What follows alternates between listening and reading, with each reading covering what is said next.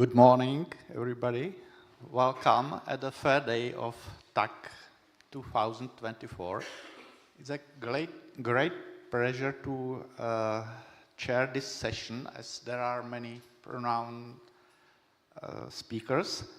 First one is Andrew Sojka. To introduce him, he may know him already from TUG 2019, where he has presented his first results related to working with patterns and pathogen. And today, as a student of Faculty Informatics in Brno, the born town of PDF Tech, he will present his first results of his bachelor thesis, where he deals of applying transfer learning, machine learning to develop better patterns for Slavic languages like Ukraine, Serbo-Croatian, and others. Welcome, and I'm glad to see you all here. As was already mentioned, the journey started at TUG 2019, where we investigated the effectiveness of hyphenation patterns and how, and essentially found that they can be used even for lossless compression, and that you can push the algorithm much further now that computers are fast enough, and now that pattern size is not that much of an issue. Yeah, you can probably see a lot of the people who are here in this picture too. Then at TUG 2021, we introduced one set of patterns for two languages, Czech and Slovak.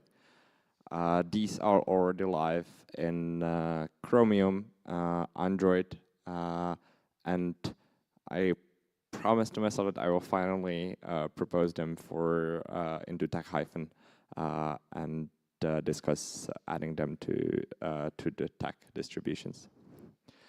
And in last year in Bonn, we developed joint patterns for 9 languages to investigate how to verify that it's possible to hyphenate unrelated languages correctly. Yeah. And now I'll be sharing what I did to fix the inconsistent quality of patterns across Slavic languages. Even though the pronunciation on which hyphenation is based is very similar, the patterns for some languages are really good, and the patterns for some languages are not that good. And we can do better, I think. So this is the contents. Let me start with introducing how hyphenation patterns work. To refresh you, perhaps. So patterns can be thought of as a early word. I mean, often even the big models of today are called just pattern matchers. You can understand patterns as an the hyphenation patterns as an early machine learning approach. So what these hyphenation patterns actually are. As you can see in this example, it's shown what patterns would be used to hyphenate the word hyphenation. The 3 here, odd numbers permit, even numbers forbid hyphenation. Therefore, the 3 here says with a low priority, you should probably hyphenate here. And you maybe should not hyphenate between these 2 sets or strings when you find these in a word, and you definitely should hyphenate here. So higher priority means, yeah, higher numbers mean high priority. The patterns are also as short as possible, and this affords them some significant generalization properties. And the patterns compete with each other. Instead of one big set of patterns, we use these layers that are actually generated one by one. So if we want to actually hyphenate the word hyphenation, we look up all of the substrings and And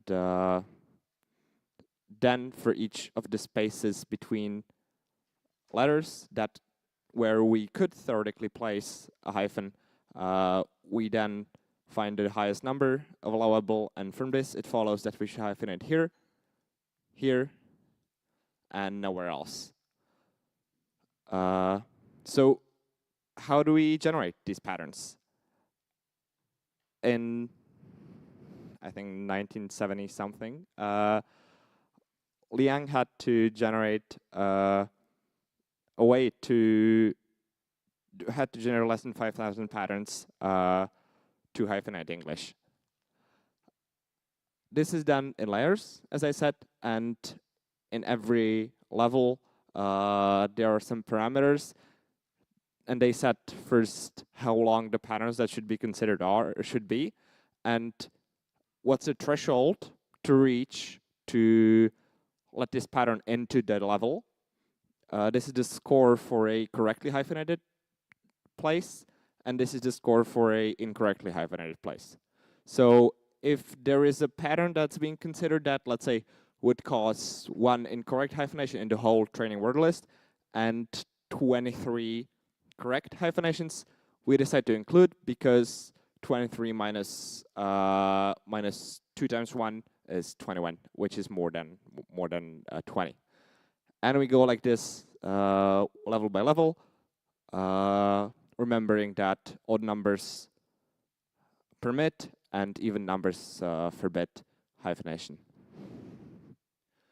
The generation required an hour of CPU time on this old computer. Now it's reasonably fast, but also the word lists are much bigger. We use word lists that are approximately 10 times bigger these days than the Pocket dictionary. So, as I already hinted, the Pocket program can be thought of as a machine learning program. The generated pattern has minimal length, meaning they afford generalization properties, which are very useful for hyphenation on out-of-vocabulary words. We need hyphenation on out-of-vocabulary words not only, mostly because languages develop and we want the patterns to stay relevant if possible. As I mentioned, at TUG 2019 we shown that we can even tune this algorithm to be lossless and reach 100% coverage and no errors. And we can do that also for 2 languages. I should also introduce TUG-, which is the canonical source and repository for hyphenation patterns for most software, actually.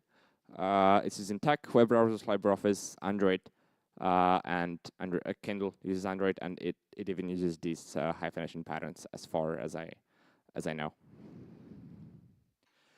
So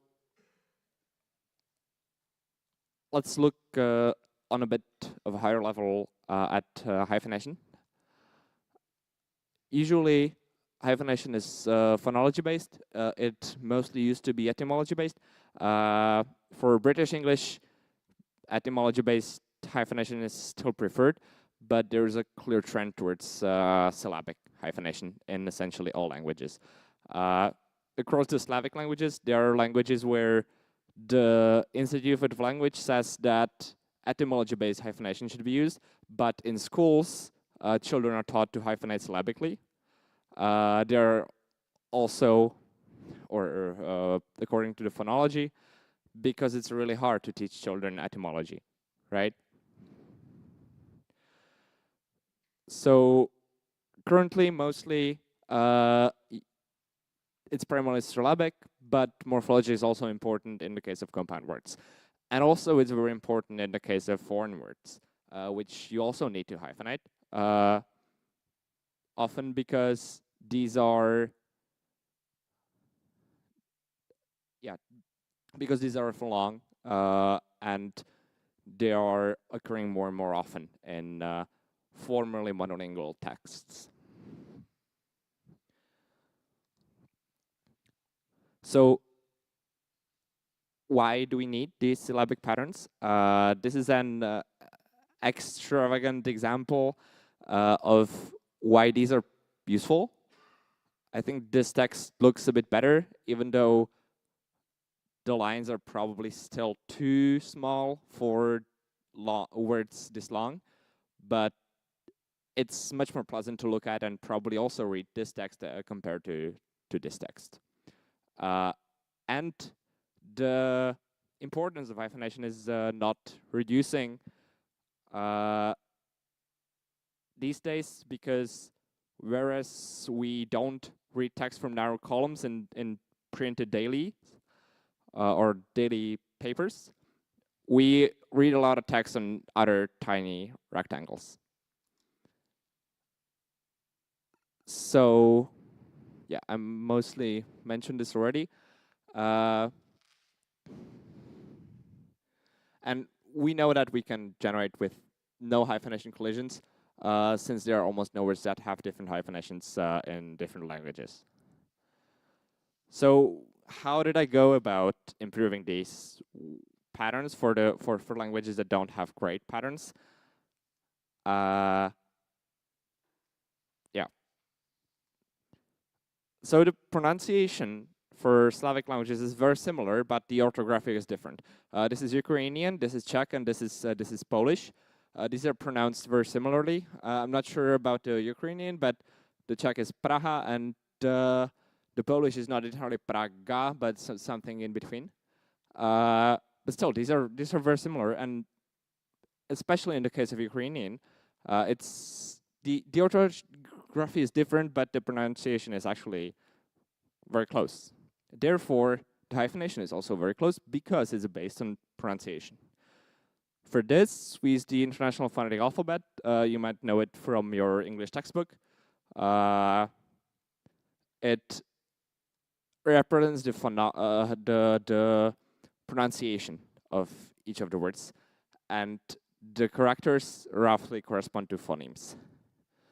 These characters are actually stresses or stress markers, so International Phonetic Alphabet.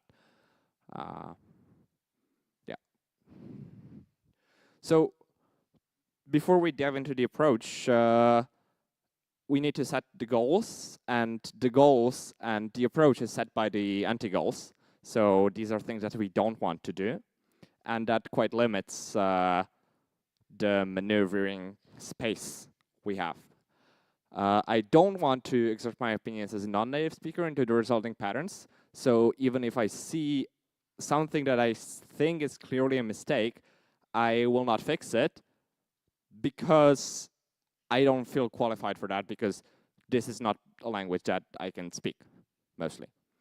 And we also don't want to improve already good patterns because we don't have the data for it. And the goals of this are different. The goal is to improve patterns for languages with no or subpar current patterns. And also we want to deploy the methodology for pattern development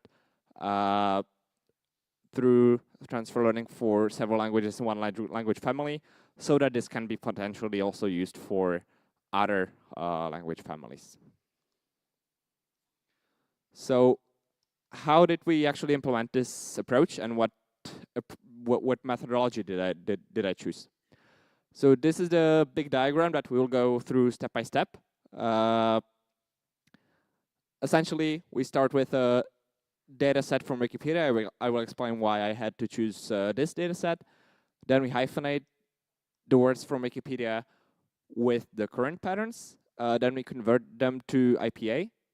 And then we weigh these specific word lists to generate joint IPA patterns. And then we use these to hyphenate these words again with the new patterns, keeping in mind that we trained these weights for the generation, and then we generate and evaluate the resulting single language patterns, which operate directly on the resulting orthography and not on IPA.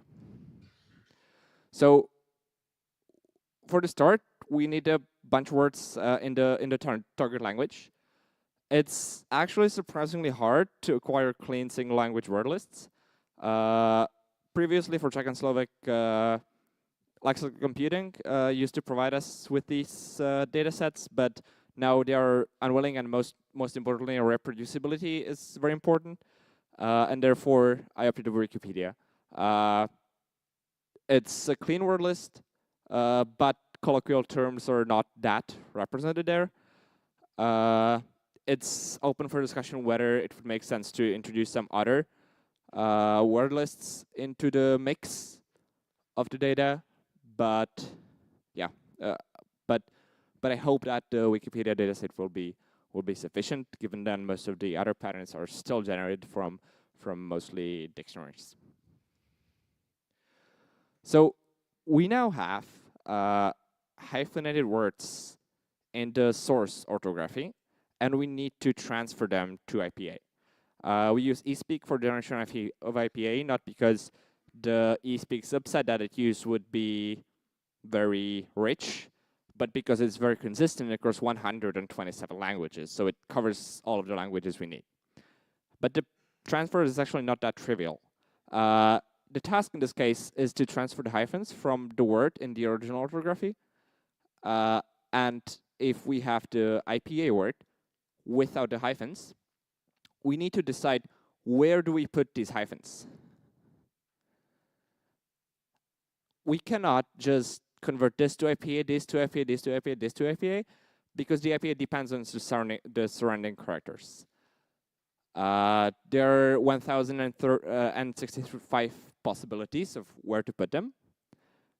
In the end, we opted for this approach, where we first compute a Yarrow-like simulator score, which essentially computes how many letters are on the left side of a candidate pattern in the original, and how many are on the left side of the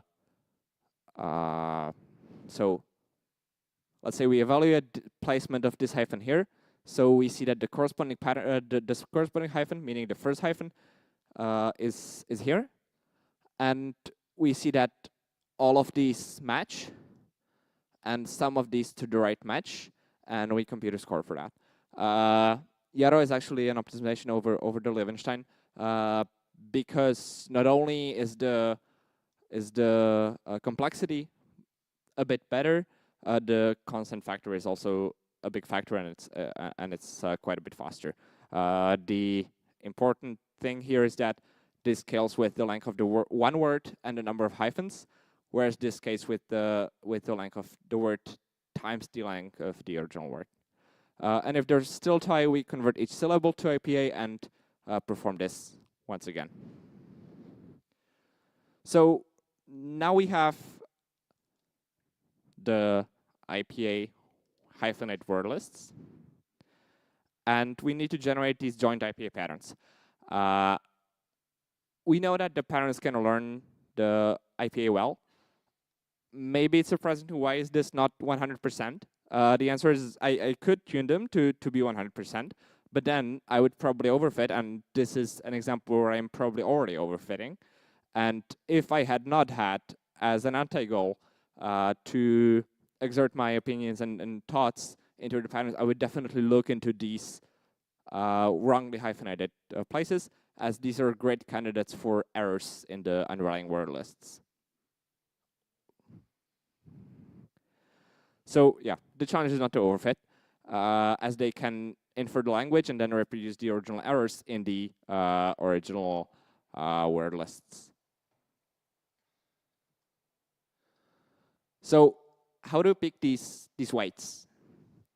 And again, I can't just ballpark them and think, okay, the check patterns are really, really good, so I should weight them a lot. So we need to find what set of weights works best for the performance of the resulting patterns. We need some kind of ground truth to know what is the actually correct hyphenation to be able to tune this. And we also will need ground truth to validate.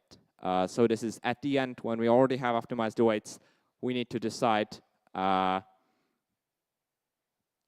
these patterns good enough? And are these patterns definitely much better than the previous ones? However, there's a severe lack of definitely correctly hyphenated words. very few languages provide hyphenation, and very few language institutes provide hyphenated words.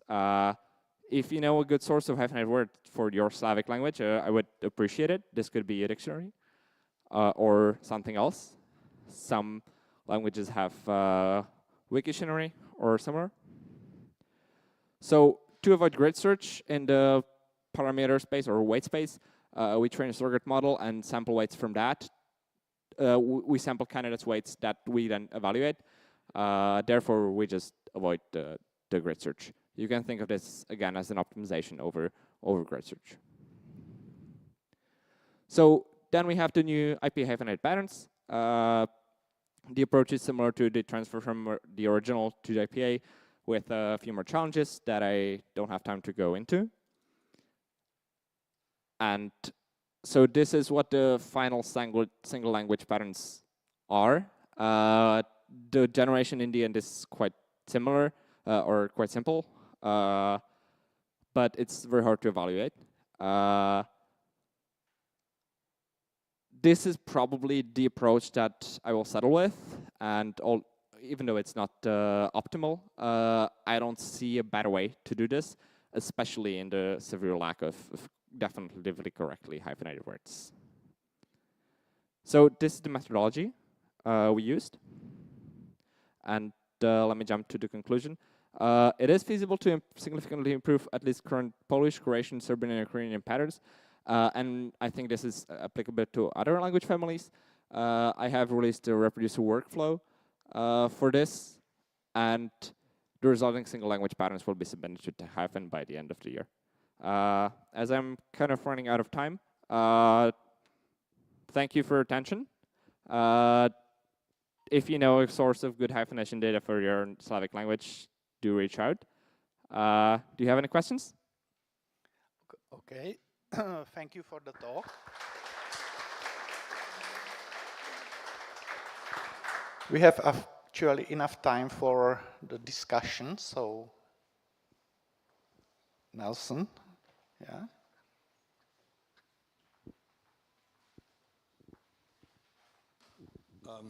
I wonder if it might be possible to get the collaboration of Google and the Google Books project to identify books in Slavic languages published before computer typesetting, roughly 1970. Extract from those all of the hyphenated words and see how they match with your algorithm. Because presumably those were done by competent typesetters in every country who were probably quite skilled at hyphenation, even though there certainly could be mistakes, but it might be possible to get a rather large corpus of hyphenated data that way. Yes, thank you. I think that's a really good point, and I will probably definitely use this for the ground truth data, because I can just look into old books and take the hyphenated points as correctly hyphenated points. As for the collaboration with Google, that seems like a long stretch, but I will consider it if the other data doesn't seem sufficient. Boris? Yeah, this is not from YouTube, it's from me. IPA has a character you mentioned, which is not normally in typography, which is stress. And while stress in some languages is fixed, like in Polish, in some languages it's flexible. So did you see whether hyphenation patterns are influenced by stress position? Did you take a look? I haven't looked at that, but I mean, mostly, oh well, yes I did. I stripped the stress markers, and in one evaluation I found that they perform slightly worse, and I think this kind of makes sense because the stress markers are good. Usually around the stress markers you would put a hyphen, right? So I did find this in one run, but it's nothing I can definitely say that holds. You might want to take a closer look because linguists probably would be happy to know about this. Thank you. Thank you. Any other questions? In searching for good word lists in the multiple languages, have you considered, in addition to Wikipedia, proceedings of national legislatures that are published electronically? Are these, do you mean published before the advent of computer typesetting? Because I think most of them will be actually just typeset with Microsoft Word. Well, presumably they used to publish them without computers. Yes. Still, the issue with this is that I would find I need to find all of the possible hyphenation points in a word, and therefore it's not sufficient to just find the word hyphenated in one place, but I need to find it hyphenated enough times to be reasonably sure that I find all of the hyphenation points. But yeah.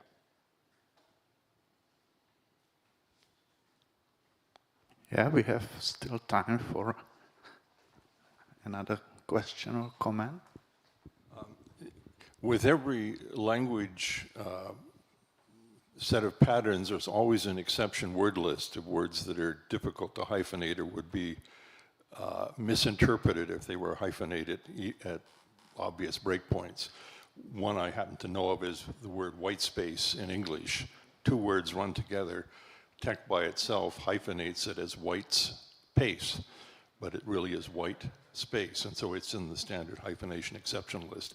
Have you compared the lengths of the exception lists in these several languages that you support, say with other languages, as perhaps a guide to how accurate the hyphenation algorithm is working?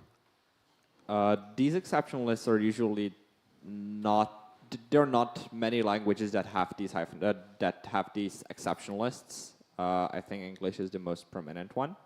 And I think we can think of the last level of the patterns as a exception list, because in one of the slides that I can't show now, in the last level we very much penalize any wrong hyphenation. So you can think of that as the exception list generated automatically.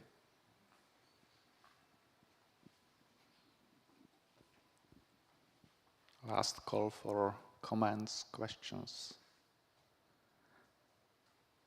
Maybe just short comments. When one generates the patterns, you may set up the parameters so that you may filter out those outliers or specific exceptions, so that it's enough. The estimation is that small hundreds of words has to be filtered out this way and checked and modified, and in the final run generate the perfect patterns that cover even the exceptions. And the exceptional words are in that way into the word list, and in following runs convey the information. So thank you for the question, and thank you for your attention again. Yeah, thanks, Andrew.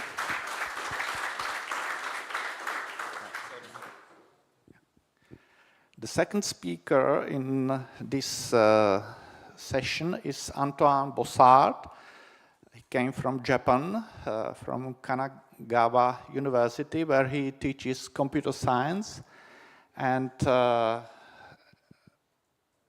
his interests in Latin and poetry, typesetting, returned him to TUG, where he already in 21 presented one talk, so he's not a newcomer here.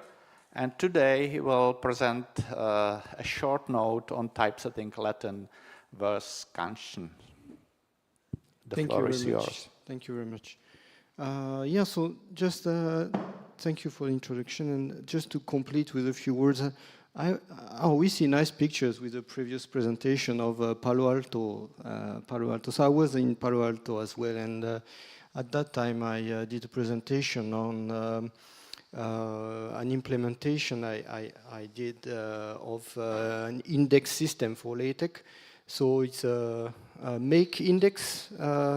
You swap the M and the K, and it gives Kame index. So that's the index system I implemented for Palo Alto conference. And the thing was that this index system, unlike make index, supports non-Latin, so not Roman alphabet indexing. For example, Japanese, Chinese, and so on. So that was previous work for me.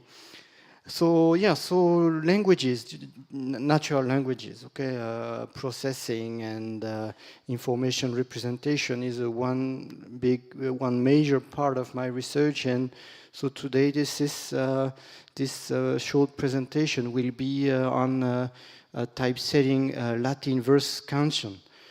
So I think yesterday or the day before we had some presentations, and I remember hearing some prose comments, but today it's not prose, it's verse. Okay, so yeah, I wanted to compare what can be done with bare LaTeX and if there are any advantages in using Lua LaTeX.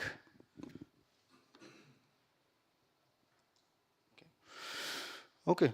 So Latin verses are based on what is called prosody, that is the syllable quantity or so-called duration. And so basically we have 3 durations in Latin, so long, short, or common. And based on the syllable quantity, we can, how should I say, define metrical feet. For example, so there are many fancy names in this, let's say, feet names. So many fancy names. Like for example, the fruit called dactyl consists in 1 long syllable followed by 2 short syllables. Okay, so the quantity of a syllable is determined by the quantity of its vowel, and maybe you're not aware, maybe you are. Large parts of the Latin literature are written in verse, like Virgil, masterpiece, and Ovid, and so on. So it's really interesting to see what we can do with TUG, because this is not really some kind of exceptional or corner case or something. No, it's really large parts of the Latin literature is written in verse. So when I'm a computer scientist, so I don't know very well about how professors they teach Latin scansion at university, but it's very interesting to be able to typeset. Okay, to typeset this, including for pedagogical purposes. So okay, so let's continue. Now, what about scansion? So this is about identifying feet, okay, metrical feet within each verse. And this requires evaluating the quantity of the verse syllables. So to this end, diacritical marks are used. So as I said, there are 3 durations for syllables. So a breve denotes a short vowel, so the diacritical marks you can see here. A macron is like the horizontal bar atop the vowel to denote a long vowel. And we can combine, and now it gets interesting from the typesetting point of view, because we need sometime to combine both, because a common can be either long or short, so usually we combine the macron and over that the breve. So that's where it gets interesting. Furthermore, a verse is usually split into 2 parts, and this is called césure. In French, we say césure. I'm French, by the way. So in English, well, that's the Latin word as is, caesura. I don't know how to pronounce in English very well. Well, how all this is materialized in the document? Usually, the cut, right, the split, caesura, is usually emphasized. Oh, I have a laser pointer. The caesura is often materialized with a double vertical bar like this. And on the other hand, metrical feet, they are separated usually by vertical bars. Now, actually, this is even deeper, okay, than this, because we have additional symbols for elision. Elision means that a vowel disappears, is kind of eaten, okay, disappears. And there is also some symbol for the hiatus.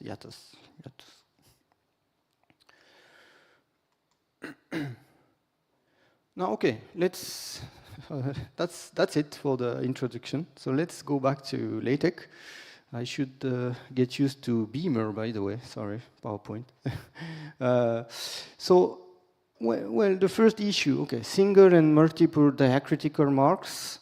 So, as you know, I guess there is no issue, okay, when dealing with a single diacritical mark for one character. Okay, there are several patterns here, right?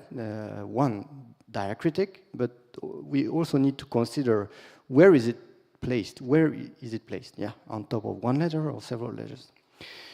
Okay, so usually LaTeX does a really good job with a single diacritical mark. Is really almost flawless, maybe flawless, not almost, maybe I think flawless. So, yeah, today I will talk about Unicode. That's why I'm considering LuaTeX. Both accented Unicode characters, you see the brave atop the A and the macron also above the A, and letters manually marked with the command, LaTeX commands, /u for the brave, \= for the macron, are correctly rendered. Okay, so we can use either one. It's just no problem at all. So, on the other hand, the stacking, as you know, I think this is also a very well-known issue, and the stacking of several diacritical marks atop one letter remains difficult. Once again, I am considering the case of BR LaTeX. For instance, yeah, that's what I mean. If you want to put brave atop the macron, well, you might think of using \u applied to = a, but unfortunately it does not produce the intended result, or, well, not what is needed. Okay, I think maybe that's the correct way for LaTeX, but that's not what we want to do. So, how usually it's solved? Well, we rely on extra packages, right? We have packages to help typesetting several diacritical marks atop one letter for LaTeX, the BR LaTeX case, TIPA, Stack Engine, and so on. You tell me if the time is. Okay, so let's speak a little bit more about the case of LaTeX. Now, let's take a look at diphthongs. That's another issue. That's a remaining time? Yeah, okay, that's remaining. Okay. For example, the rendering of AE and OE is acceptable. Okay, just as is, we apply the macron or the macron on top of those, even in uppercase, no problem. Yet the duration of the AE diphthong can be short. Oh yeah, that's another issue. AE basically is a long vowel, but in some cases it can be short. So in other words, we need to put a brave atop the AE diphthong. Okay, so, but I think it works well. Yeah, the preprint is available. It is, however, more difficult to add a diacritical mark above the other diphthongs, such as AU and EU, because, well, I think you can all understand why. At the top, AE, OE, they are just one glyph, I think we can say. But when we have other diphthongs like AU, EU, now we have two glyphs, two letters. So it's more complicated to treat. So relying on the overline command is one solution. But the bar is this time slightly too long and is more or less depending on the font too close to letters, well, really that depends on the font. And it's not very, maybe not so important. So while the former issue can be addressed with mkern, the latter remains. Oh yeah, you notice in Japan the backslash is rendered at the yen mark. It's interesting. Okay, yeah, okay, 5, yeah. Now, okay, we have discussed enough about the case of LaTeX. Let's see what can be done with Lua, a Unicode support supported by Lua LaTeX.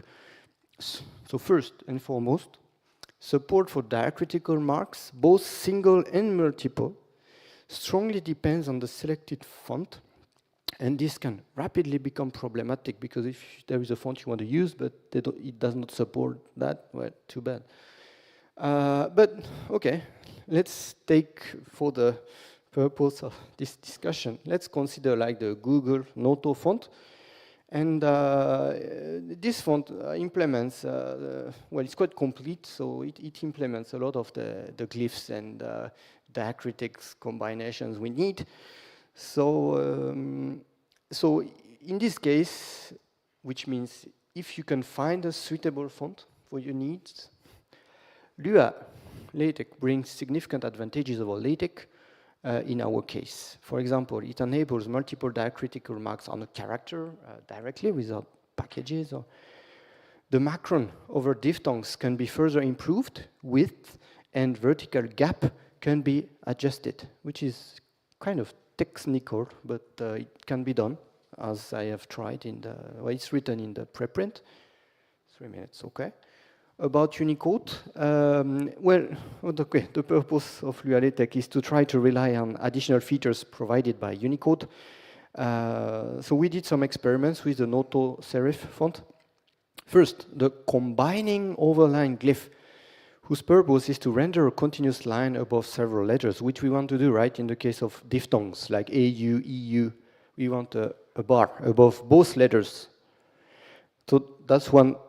But actually, you see, well, once again, it depends on the font, I think. But even a complete enough font like Noto is not good with that. You see, it was not satisfactory. The two overlays are not combined at all, so which is too bad. There is another one, the combining double macron glyph. But also, it spans both letters. In this case, the position of the macron this time is wrong. So we can, there is another one, combining double brave. So it's a brave that can be used above several letters, 2 letters. That was satisfactory, and a few others.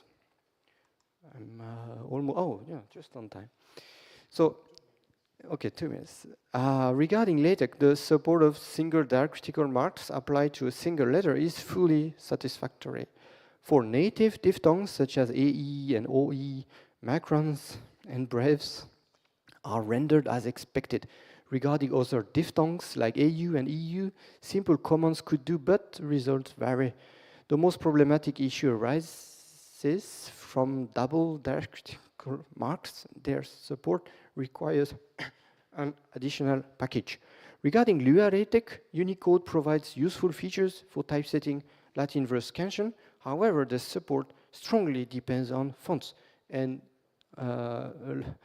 without further ado, this is how it looks like. You can see at the top, this is the verse. And when you want to identify the metrical feet, and you see above the letters, the breves and macrons, you can see, yeah, you can see here the diphthong AE with a macron on top of it. And maybe, which is why I use this example, which is maybe the most tricky here. Trick is this case here.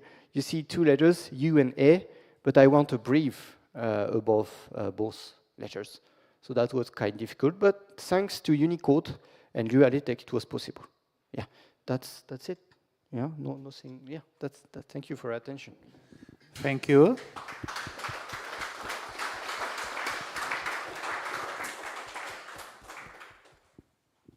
Questions, remarks?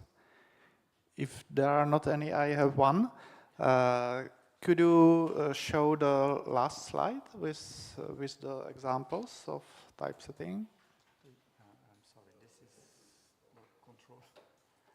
Yeah, fine. If I I do understand correctly, you write the poetry with and insert the characters by hand, including the segmentation. Yes, sure. Yeah, That's yeah. manual process, yes. But why not use patterns to segment the Latin words, given that it's finite problem, given that short, long syllables and common syllables are being able to be segmented, and you may have patterns for that. And similarly, maybe the accents might be added with similar approach and using Lua on the fly, throwing the verse via different patterns and adding those segmentation and accents on the fly. Have you thought of this, or is it feasible? I don't know, but that's really the first step. First step was to investigate what is possible, what are the issues of typesetting. Now, I think the next step could be, like you are suggesting, like automatization or using patterns to do this automatically. Now, is it possible? Actually, scansion rules in Latin, they are really difficult, okay? There are many verses, schemes, and so on. So I think that's something that can be tried, okay? Automatization. Now, is it possible? Well, I think we can, if we search online, we can find some simple verse schemes, and now the scansion would be automatized, but for the simple case. But in general, that's quite difficult. So, but anyway, I think it's worth looking into. I think Patgen is able to cover exceptions based on the context. So once it's I see. known in advance, and there is finite set of Latin words, okay. so you may. Okay, thank you for the input. I will look into that. Yeah, we already have other questions. Hi, thanks for your talk. I have a very basic question. Because Latin is not a spoken language anymore, how do we know the scansion? Like, how do we know these schemes and where to put the marks? Yes, good point. There are rules. There are rules like poetry in other languages. You know, I'm French, so in French we can combine 6 syllables with another 6 syllables and so on. This makes words. And there are such kind of rules. So we have to follow the rules. And of course, there are many exceptions. So that's the difficult point. But I think that's your question. They are how should I say, based on the ancient literature. There are some rules. And for many centuries, literate people have tried to understand the rules, to document the rules, and yeah.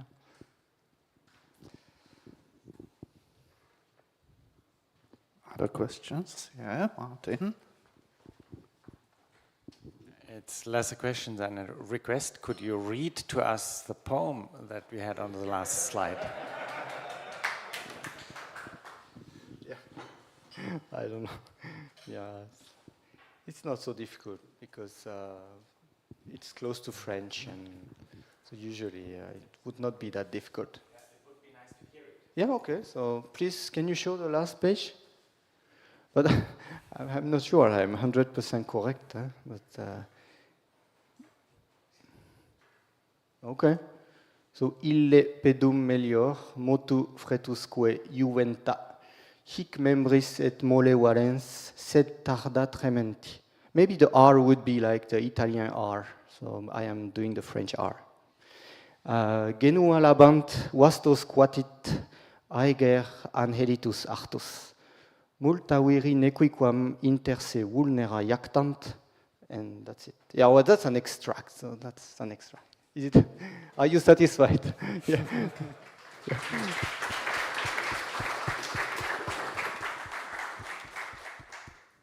Perfect. Thank you very much. It's a pleasure for me to invite speakers of the third paper in this session, especially because they came from Czech Republic, where they studied at the Faculty of Informatics, Masaryk University, Brno. Both Hante Tan and Jan Vaněk are alumni of Faculty of Informatics. They graduated in 1996. And as you may know, Hante Tan then studied for a PhD, and his result is PDF Tech, you may know as well. So I welcome Hante Tan and Honza for their talk. They will speak about Primo. When preparing for the introduction, I have read that the source code of Primo is around 6 megabytes, and knowing tech.web, it's only 1 megabyte. So they will speak about the software that is 6 times bigger than tech, and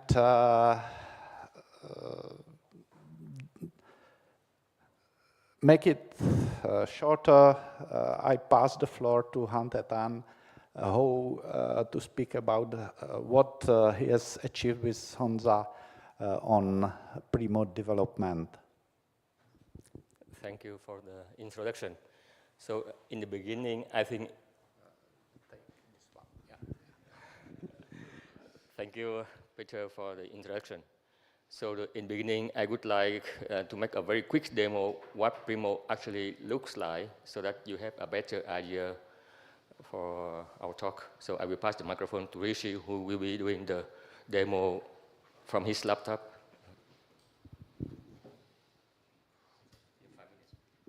Yeah, so Primo as a tool was presented during Tugboat 2023.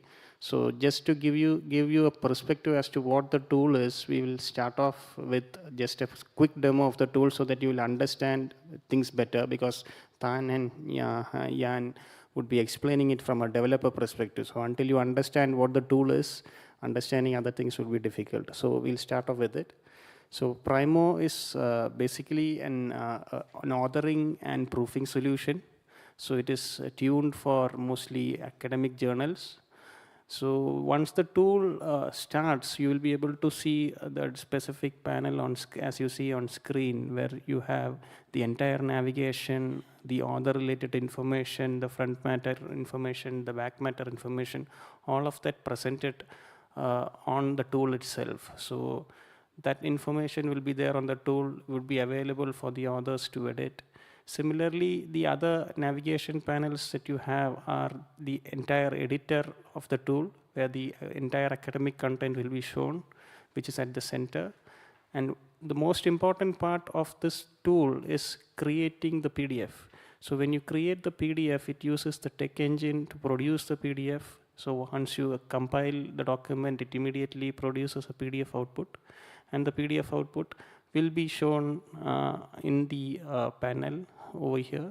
Similarly, the other benefits of the application are the track changes, posting queries to the author. All of that can be done from a single interface without having to go through multiple email exchanges.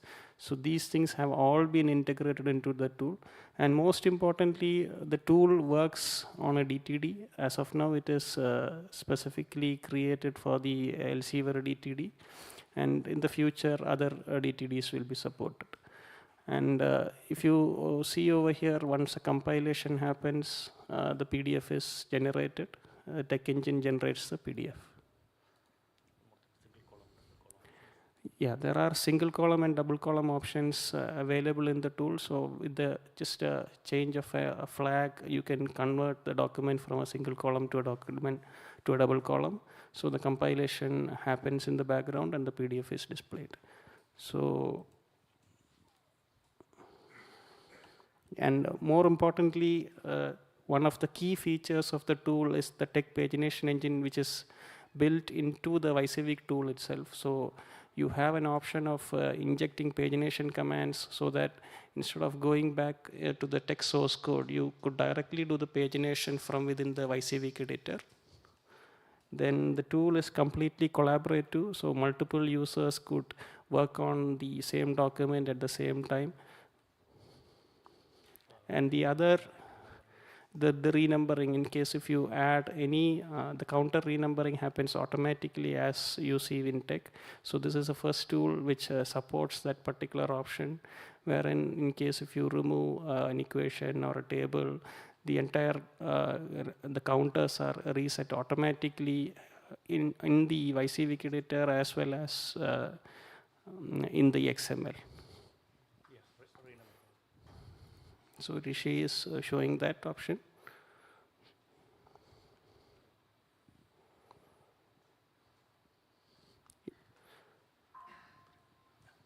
So now I hand over the mic to Jan Han to present it from a developer's perspective. Thank you for the quick demo.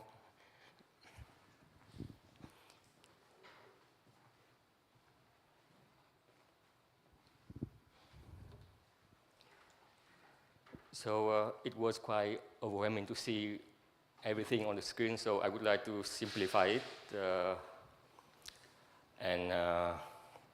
For tech user, it mostly, what is Primo at the core is an online XML editor, and that's it. It's simplified. So there, of course, more to that.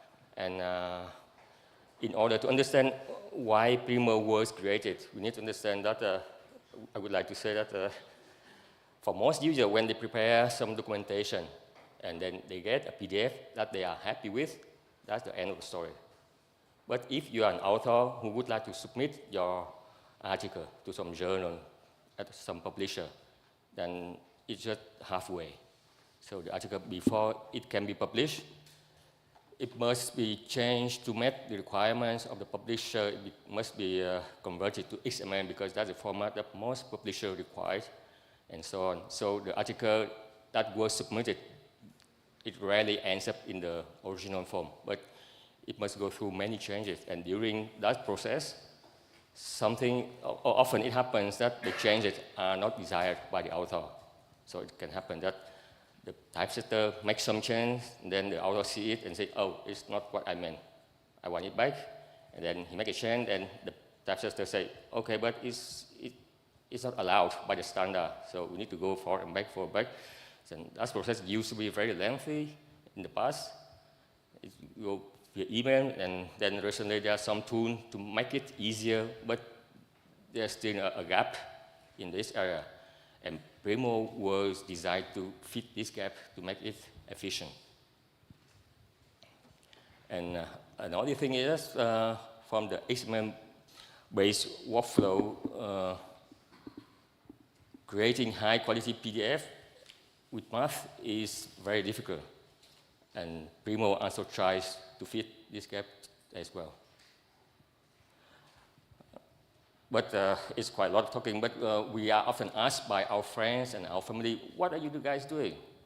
And we say, okay, we are working on a software product called Primo, and what does it do? And now it gets interesting because I cannot say anything about XML or academic publishing, so that's what I come up with. So Primo is very much or very similar like Google Docs, but it's designed for scientific publishing. And usually that answers the question. If somebody doesn't know what is Google Docs, then the further step would be it's similar to Microsoft Word, but on the cloud. And if it does not answer the question, then I got stuck, but let's stop here. And the input for Primo is so-called XML dataset. That's XML plus the the figures and metadata and so on. And Primo support both structural editing. That means that you can edit the structure of the document, or you can use a WYSIWYG editing, just like in Google Docs or Microsoft Word. So we try to make it similar to the well-known tools so that the user will be comfortable when they use it. And another very important goal is to make it efficient. So we want to minimize the communication between the author and the publisher before the article gets published. And another very important goal, but I forgot to write here, is that we try to make it easy for the author to see the PDF as close as possible to the final version. Because what the author submits usually is not what he sees finally in the print. And there's a gap, and we try to minimize that gap. So here are a few screenshots. So the first one is, let's say, for the author. And the second one is, let's say, for the editor to check the formatting and so on. So Rishi has done a good job, so I think we can skip these slides. So this is the overview how it works from high level. So we have a lot of clients. The clients connect in web browser to Primo server, and then Primo server has a bunch of so-called remote worker server, which does the heavy tasks like PDF compilation or XML validation. Yeah, why we are doing that? Because we want to make the Primo server efficient. So that's this way we can scale the Primo server very quickly. If there are more demand, we just add more remote worker server, and that's it. So here's a quick overview of what happens. Technology. The technology stack we use is heavily based on Scala. Almost everything is written in Scala. So the back end, the front end, even the CSS is written in Scala, and even the some script for deployment is also written in Scala, because Jan is very comfortable with Scala, and we use IntelliJ IDEA as the IDEA.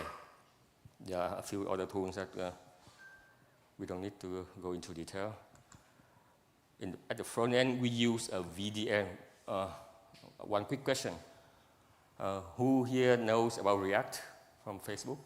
Okay, 1, 2, yes. So VDN is our own framework for developing UI components. So it's similar to React, but it's written by ourselves. It's Scala and transpiled to JavaScript. And then CSS is also written to Scala and translated to so-called pre-CSS, which is CSS with CSS classes from Tailwind CSS. Maybe you know about Tailwind if you are doing some front-end development. And for the font, we use the sticks. Actually, it sticks to like Vincent for his class. And for the UI, we use sources font. And for the fixed width, we use Korean Prime. And for the icon, we use the so-called remix icons, which is a little bit less known, but for us, it is a perfect fit. And when there are some icons that we need, then we make it by ourselves in Inkscape. So this is a quick overview of the code base size. So I think it's about that, and I will pass to Jan to continue from here. I think it's better for you. You do that. Yeah.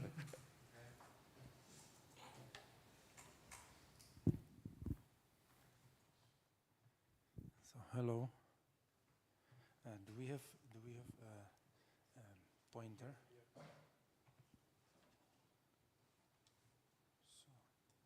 So here I can make a next slide, right?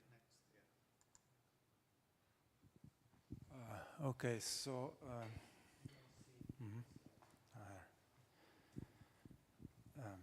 so Primo, I thought actually that Tan would be speaking about this. So Primo has many modules, and the advantage of Scala is that not only it can compile to JVM, it also compiles to JavaScript.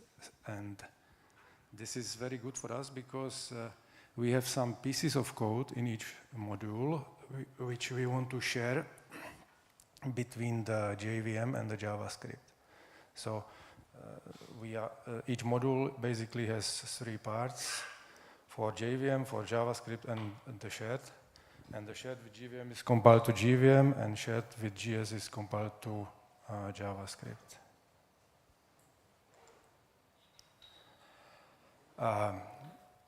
The modules, we have several modules. I can quickly go over them. We have the editor, which is the most important. Then we have the drive, which is like a Google Drive application. Then we have the admin for our administrator, who can add users, give rights to users, see the exceptions which happen, and so on. And the others are not that important. This is also a detail. Now I'm getting to the document model, and actually the purpose of this is that I want to focus on one particular aspect of Primo, which is the real-time collaboration. And in order to get there, I need to present some details about the document. So when the document is loaded to the memory, it is represented as a tree of nodes. It is very easily for you just visualize a tree of nodes, and each node has a unique ID. We can quickly get from the ID to the node.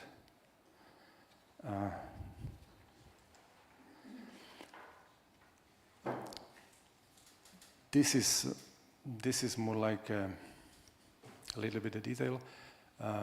From the point of containment of, or how the nodes reference each other, we can categorize the nodes into 4 subtypes. And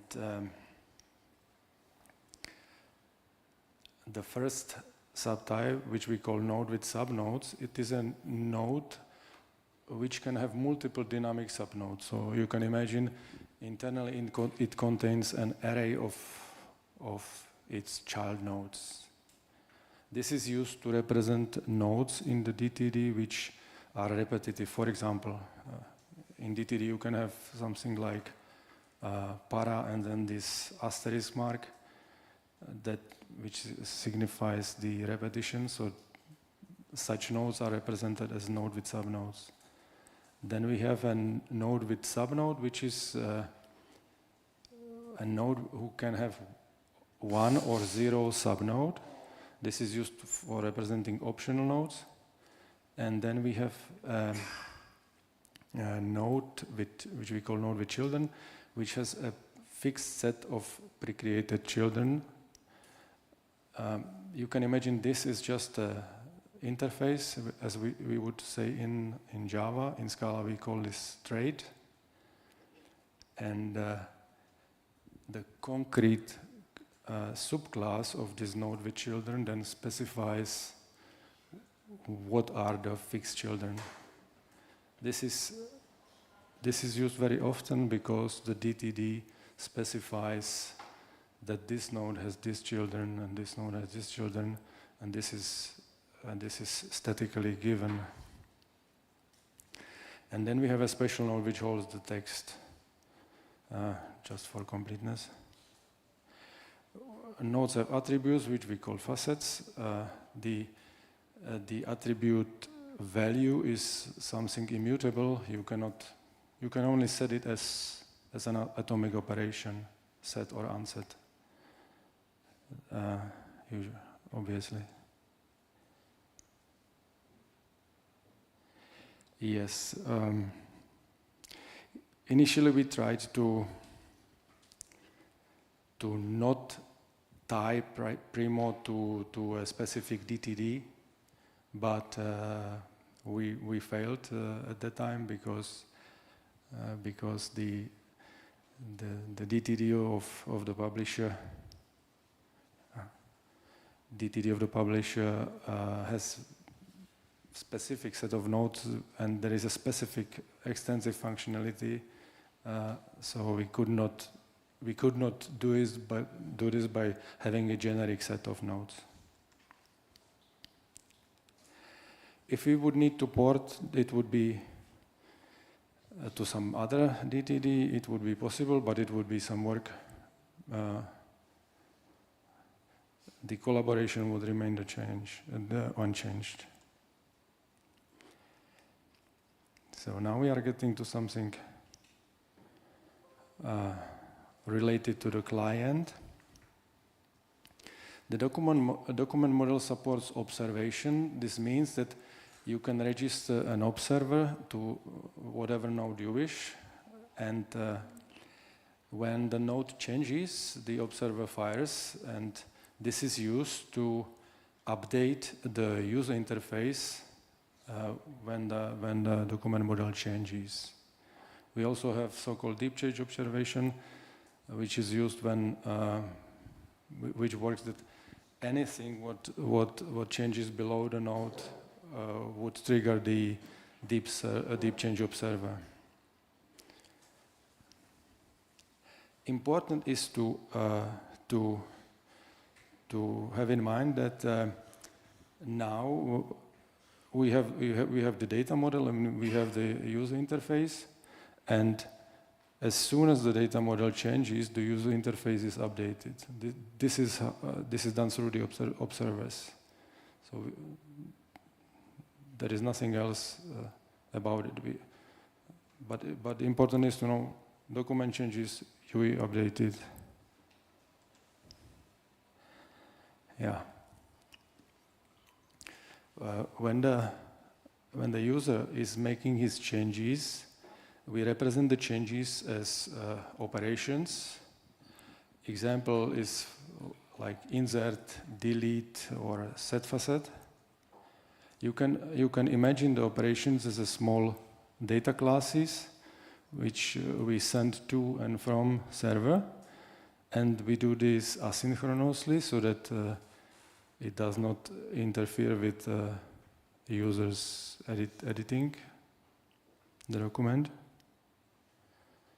And even when the user is not doing any changes, the client fetches the operations from the server from other collaborators. This is just to give you a quick idea how such operation looks like. So, for example, we have the insert. I omitted the type annotations. So the insert operation contains the ID of the node at which we need to insert something. Then it contains the offset where it is supposed to be inserted, and the cargo, which can be, let's say, the characters or array of subnodes. Delete is somewhat similar. It may be surprising for you that you can see in the delete that there is also the cargo. This is because once you want to delete, you don't need to specify what you want to delete, but it is there because the operations are designed so that we can invert them. And this is used for to implement undo. So we need to very precisely be able to invert any operation. Yes.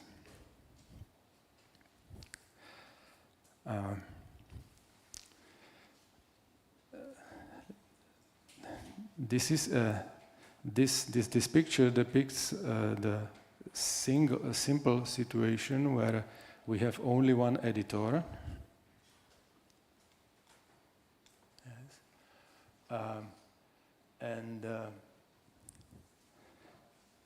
You can, as the editor is making some changes, the operations are sent to the server, and here on the server the operation is applied to the model and the model is changed on the server, and then these operations, the confirmed operations, are sent back to the client.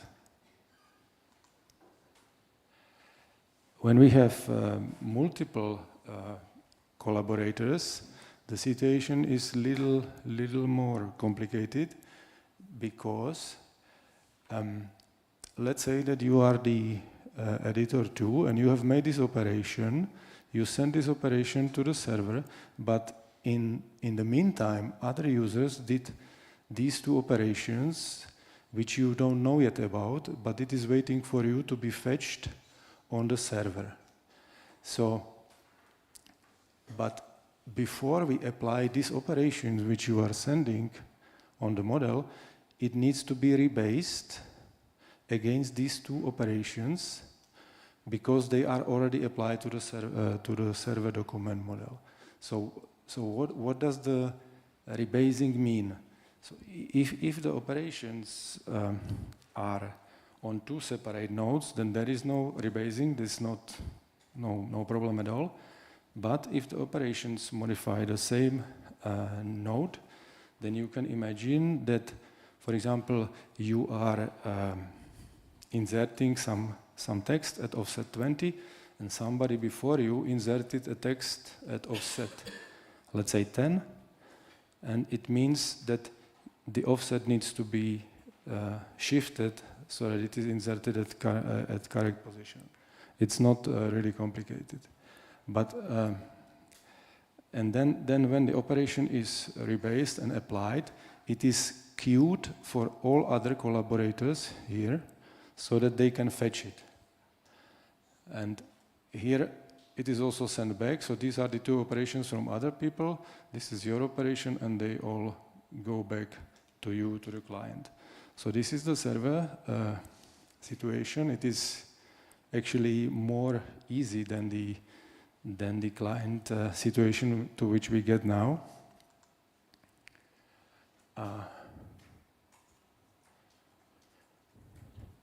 I will skip this.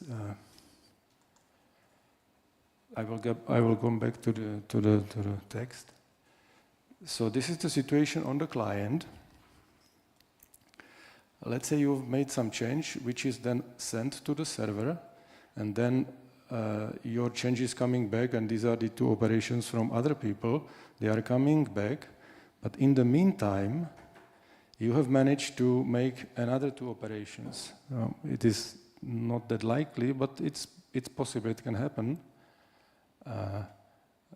And these new operations which you have done, they have not yet been sent to the server, but they have already been applied to the document model, and the UI already reflected it. So here is the recapitulation, that we have these incoming changes from the server, the accepted changes. Then we have our own changes, some of them just sent and received from the server, also accepted. And then we have the changes which we have just done, but not yet sent to the server. But they are already applied to the document model and already reflected in the view. So how do we apply the incoming changes from the server, which are confirmed, while we have already applied the new changes which the server doesn't know yet? So this problem, there are different ways to solve it, and the way we solve it is the technique which we call three-layer or three layers. And it basically means that the document model is internally triplicated, that the document model is a tree, but we have like three layers, three separate layers in the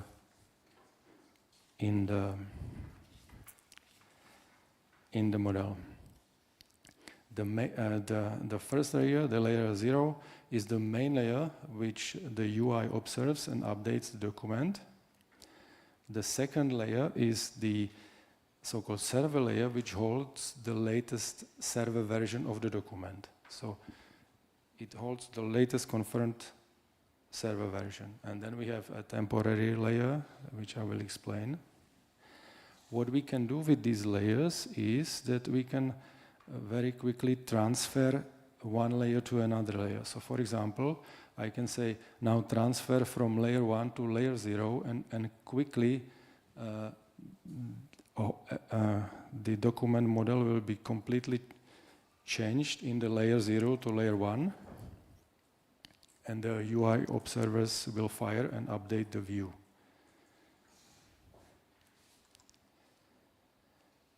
And here is how it works, how it solves that problem we had. So I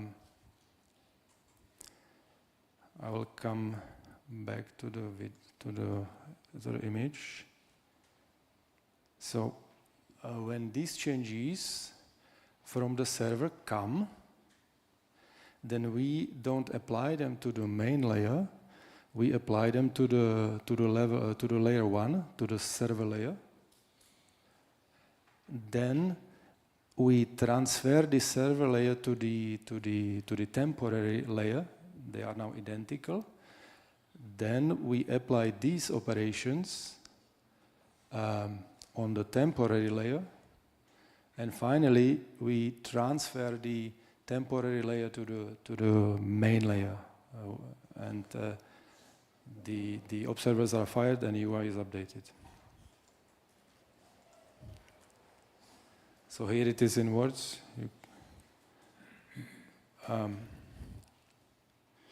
Yes, that is all. I hope I made it clear.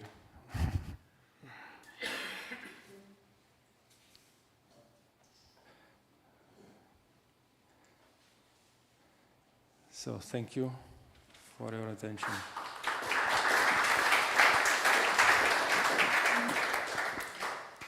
Thank you, Jan. We have 7 minutes for discussion, questions.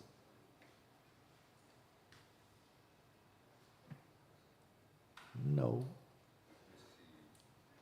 Yeah?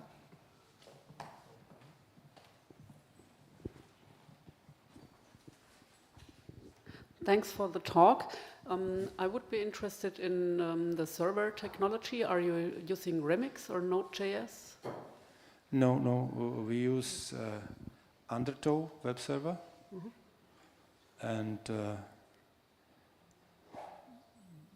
we use SQLite for the database, and we use Lucene for full text index. And that is all, I think, the main libraries. And so how did you come to those Remix icons? Oh, this is a client thing, and Tan would answer it better, the Remix icons. Yes, because in Primo we need a lot of icons. So we decided to choose the font icons way to make it simple for us. And after trying a few libraries, then we settled down on the Remix icons. So which is not very well known, but it's a good fit for us. So we have tried our song, and we have a few very well known libraries which has very large collection of icons, but they look they doesn't fit into our team. I have a question from YouTube chat and a question from me. The question from YouTube from Luigi Scarsa. Is it possible to use LuaTech as an alternative engine, or are there performance issues? Is it possible to use LuaTech? Or LuaTech? What? Whether it is possible to use LuaTech? LuaTech. Okay, so we used LuaTech in the beginning, and then we switched to ZLaTeX at some point later for the performance. we don't use PDF LaTeX because we need Unicode. Yes. Yes, but internally we have a text folio farm which is used for the user, and there we use PDF LaTeX for performance because we don't need a perfect PDF. But in this case, we need the best possible PDF from the XML, and for that reason we use ZLaTeX. Great. And the question from myself. One of my biggest problems with Google Docs is that it's there. Google has it. I don't have my own copy. I can archive and so on. Can a user download their file from your site, make their own copy and so on? So basically, is it possible for users to have their private collections of their work? The user can download their data at any time they want, but they get the XML data set. XML, okay. Yes. Users have XML. Thank you. So you can, as Stan said, you can always download the XML back, but you will lose some information at the moment because in Primo, when we represent track changes, these we cannot export to XML.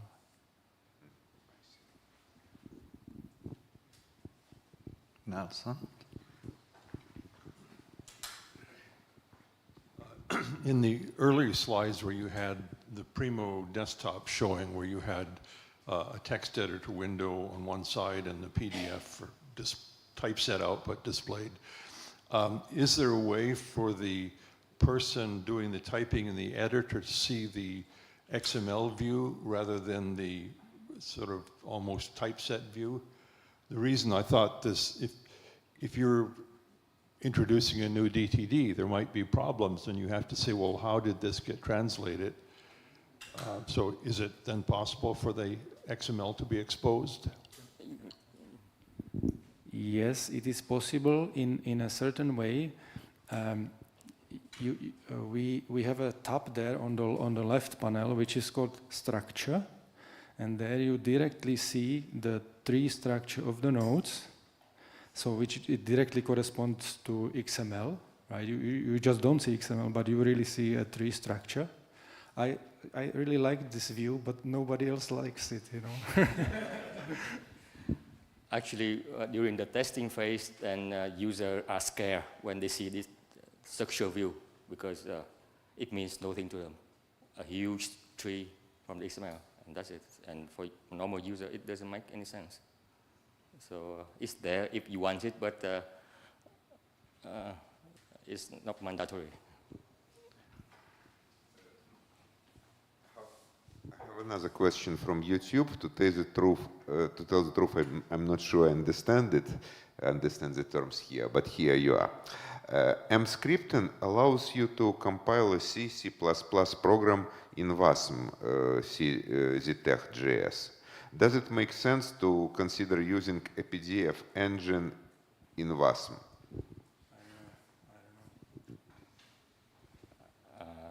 I don't know either.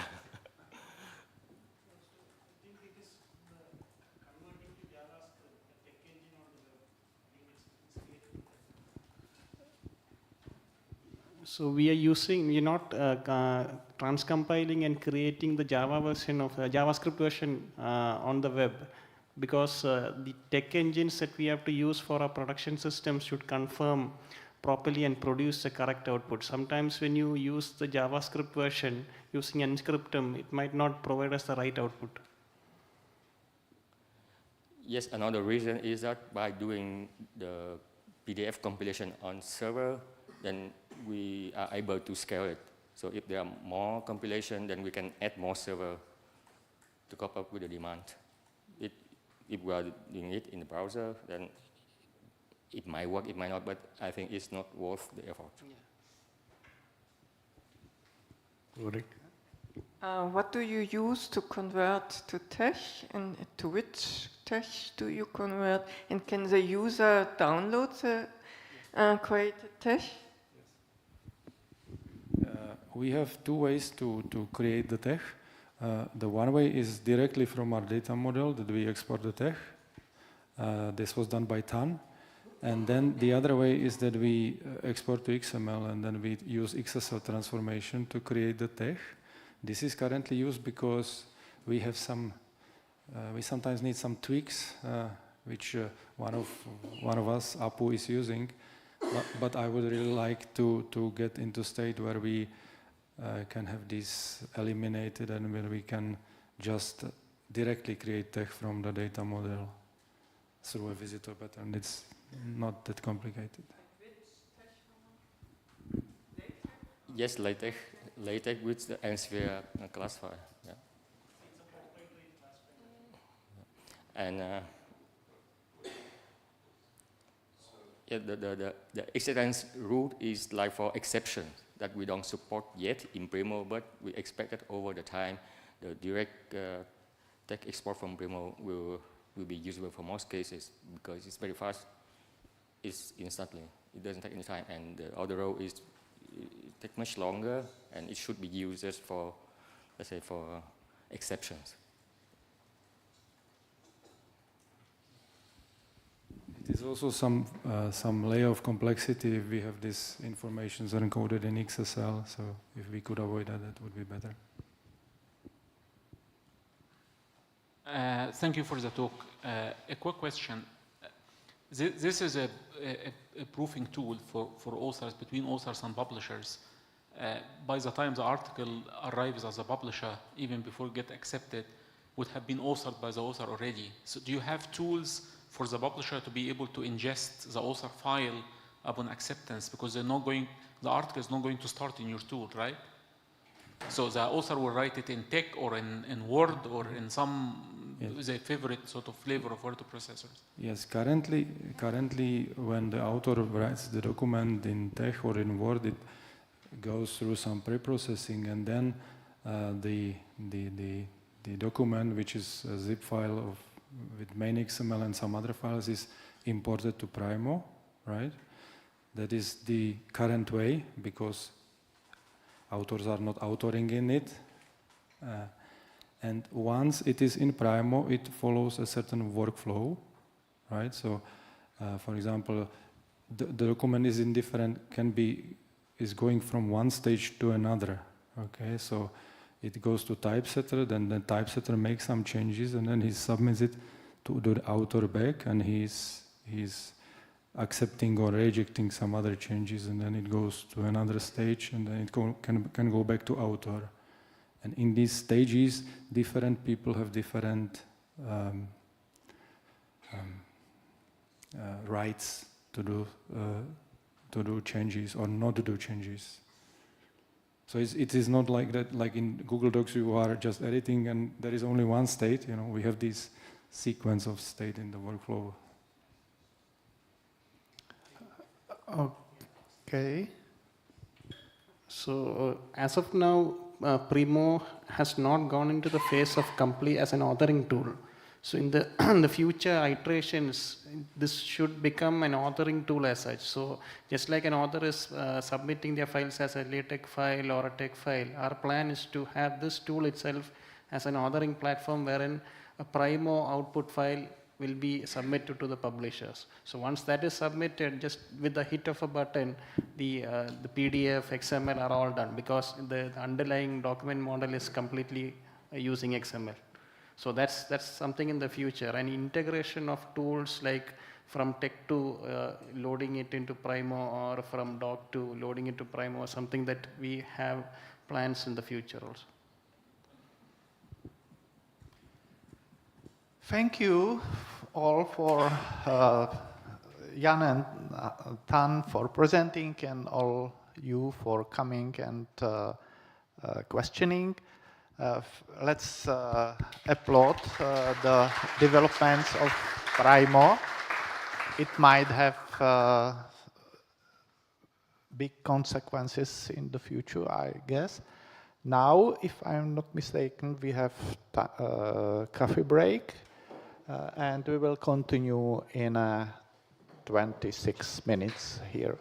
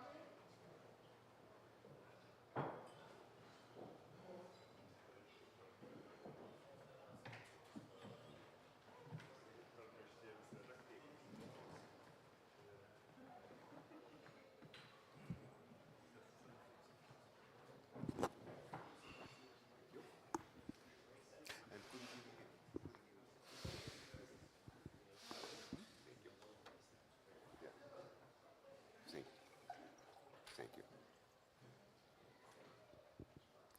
Oh, great.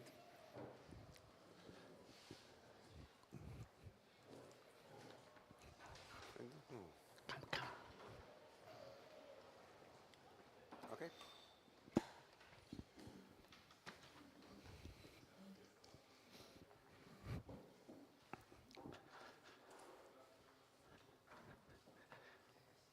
Hello again.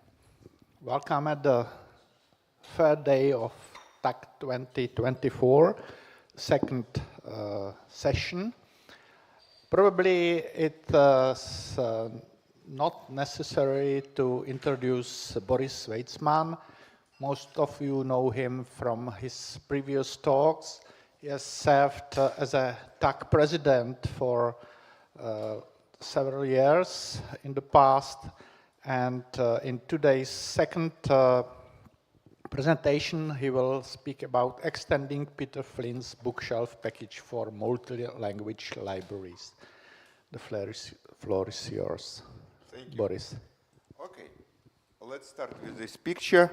I hope many of you recognized it. It's the drawing that Jennifer Claudia made for TUG 2020. It was really sad year, you remember, a lot of disease and death around. We were lonely because of lockdowns, we were scared, and yeah, and at this time we made TUG 2020 remote. Now, Jennifer is an artist, and an artist knows how to show the zeitgeist, what's going around with a little detail. And I think that the detail here, which was really beautiful and interesting, is with the rectangles as a background of your drawing. These rectangles actually are made with Peter Flynn's bookshelf package, which was released during the pandemics. And for me, it somehow reflects the reality of pandemics. All these endless Zoom or Teams meetings where we talked remotely. And many of us used Peter's package to create backgrounds. You know, you take electronic books in your library, you create a nice picture of bookshelves, and this is your background. So whenever I look at Jennifer's drawing, I recall this year of 2020. Now, this is my library. It's a little bit smaller than my real library. It's only 5 book cases, something like 1,500 books. And it means that I have a lot of choices for my backgrounds.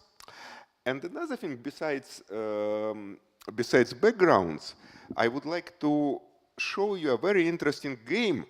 And honestly, I never played this game during long and boring Zoom meetings. And the game is this. This is part of my library. It's increased. You look at the books there and you try to understand which font is used for them. And when you made your guesses, you can check yourself, because another nice feature of Peter's package is with you see with the small numbers at the end.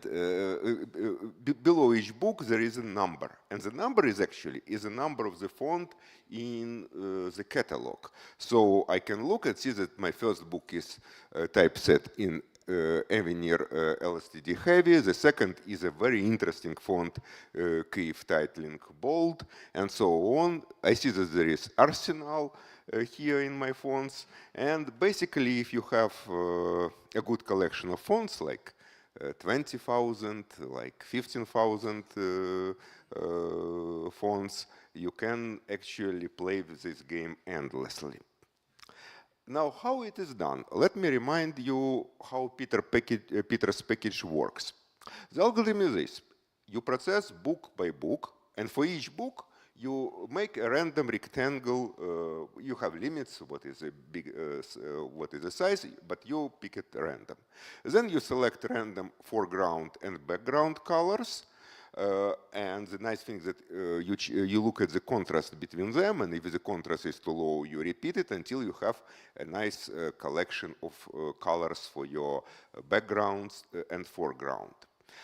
And to forestall question from Simon, yes, it's possible to do it using colorblind schemes. I know how to do it. It's not implemented yet, but it's possible to implement. Now, after you select random colors, you select random font from your collection, and you typeset, and what you get is this. Okay, now, in these several minutes, I made a couple of lies. Some of them are evident, but one of them is more subtle. And the lie is that this is not done with Peter's package, because Peter's package wouldn't be able to typeset this. And the reason is, if you look at the books, you see the books in English, you see the books in Ukrainian, you see books in Russian, and the thing is that while there are many fonts which have full complement of letters, most of them don't. So if you take random font, more often than not, if you take non-Latin script book, you will not be able to see its title and offer. So I said, okay, I have books in English, Ukrainian, Russian, some other languages. So first I tried to use only the fonts which have all of them, but I thought, okay, my collection of such fonts is small enough, I want to use all my fonts. I also wanted to show stylistic variants, swashes. Basically, I wanted everything. And because we work with computers, we know that we want to do it in the most generic, we want to solve our problems in the most generic way. So I said, okay, I don't have books in Malayalam, Tamil, or Telugu, but if I had them, will I be able to typeset the spines on my library? So I said, okay, my question is, I have lots of books in different languages, I have lots of fonts, I want to be able to have a random selection of fonts and books. Of course, you could probably make a list of, for each book you can associate a language of the spines and look at the scripts of fonts, but it takes a lot of manual work, so I decided to do it in a little bit different way. I decided to use Peter's algorithm he used to select fonts, to select colors, but use it for fonts. So what I do, I take random, for each book I select random font, I try to typeset it, the spine, and if I can, fine. If not, okay, I will take another selection. Here is, I don't suggest you to look into the intricacies of the code, but I just wanted to say that because it's a programmatic, because it has some logical things, like you want to map everything for each letter, you want to stop early, and so on and so forth, I found out that it's much easier to do in expl-free language rather than traditional LaTeX. So this piece of code is written in expl-free and with all the idiosyncrasies of expl-free. Okay, I did this. And I also did some Biber hacking because Peter's package used Biber, and the problem with Biber is that it gives you, instead of giving you the real list of offers, it gives you some structure, which then BibLaTeX extracts and does it. And I thought, okay, I don't want to do something like this. I want to have the list of offers to be a string, and it took me some time to write Biber code to make a string of the list of offers. BibTeX would be much easier. Okay, I really found a problem. And the problem is that this thing doesn't work. And it doesn't work because LuaTeX or ZTeX have a limitation on the number of fonts. And it's not the number of fonts that you actually use, it's the number of fonts you open. So if I open a font, find out that I cannot typeset my spine and open another font, I already used a slot. And actually not one slot, because I loaded fonts using font spec, and font spec for each font, it somehow tries to load fonts in different weights, and so basically it reserves several slots for each font. So I quickly was out of slots. I think it's the same problem that Frank and Ulrike reported when they typeset the companion. When you have many fonts, you cannot do much.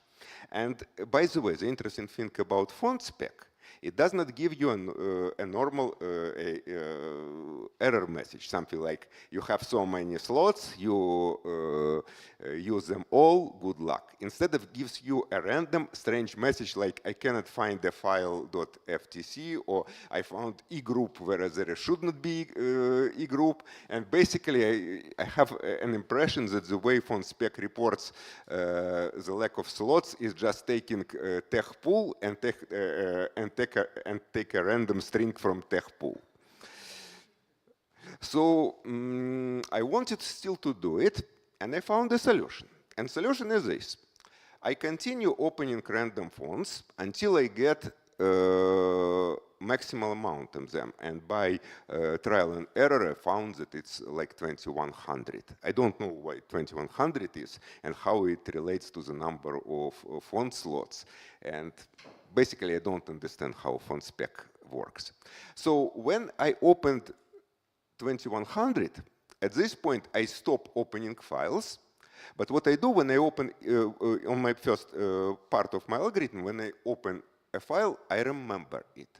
So on the second part of the algorithm, I again choose random font, but only among those I already opened. So I have a stack of fonts. And on the first part of the algorithm, I add fonts to stack.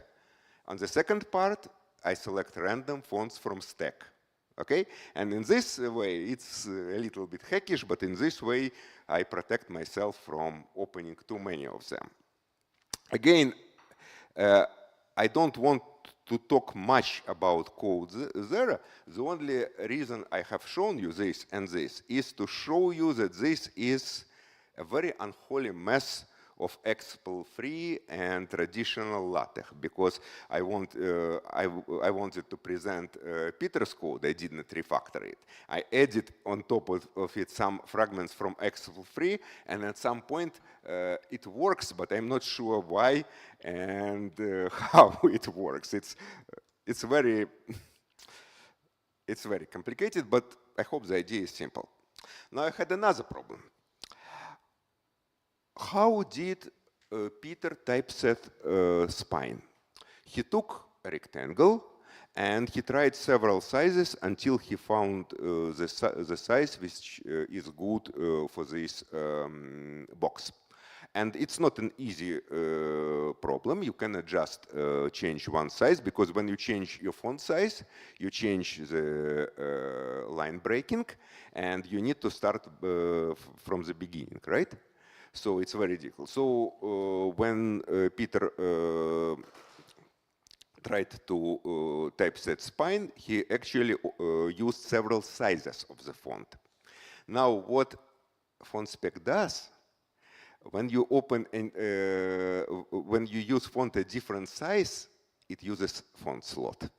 And as I said, I don't have many of them. So I ought to do something else there. And what I did, I typeset, instead of changing the size of the font, I changed the size of my box. So I would change my spine, and then I resize my box to fill the original spine. So it's another hack we used. We use the font at fixed size, but the box at different size. And the last thing, we scaled this box to resize it to the proper way. So it was another way I tried to overcome with problems with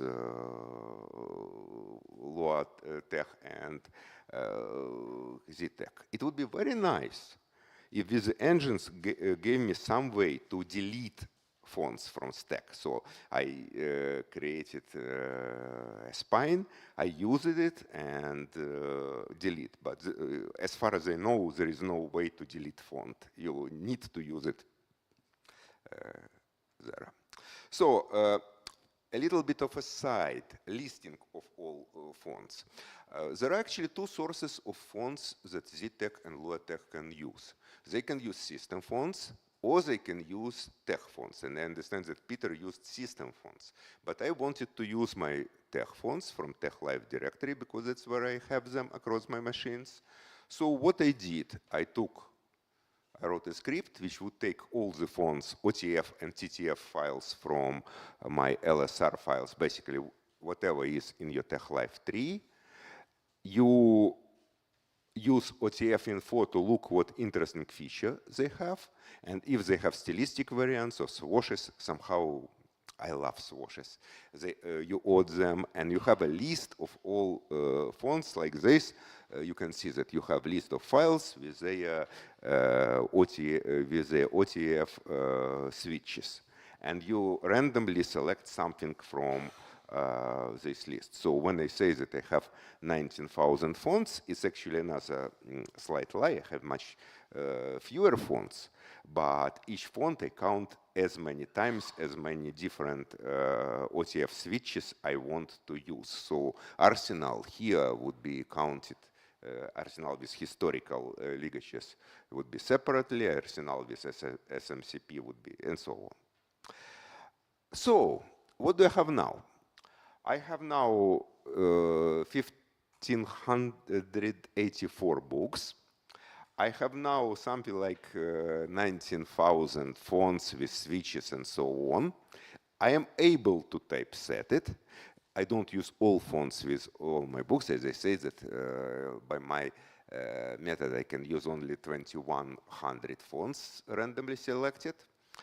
And that's basically what let me remind you, that's basically what you see here. This is blowout of part of my collection, and this is how my collection looks. Well, how my collection looked when I wrote this file, because I bought a couple of electronic books since then, and I typeset a couple of books for my one of my hobbies. I typeset poetry from of my friends for my private collection. So my collection is now probably a little bit larger. What I want to do next with all this? First, I want to release the code. Right now, we talked to Peter. My first idea was to send him patches, but then he said that it would be better if I take over. And now I have a different thing, a different problem. I want to preserve as much Peter's ideas as possible. And I, for example, don't want to use system fonts, but if I release it, I want to have this, this option.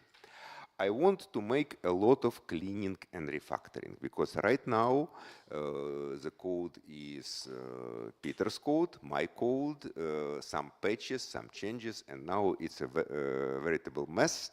And you know that one of the things which prevents people from releasing open source is that they are ashamed. I am ashamed of my patches. But okay. And another thing I want to do for a long time, I'm a little bit pissed by the fact that if you look at the sizes of my rectangles, they are random.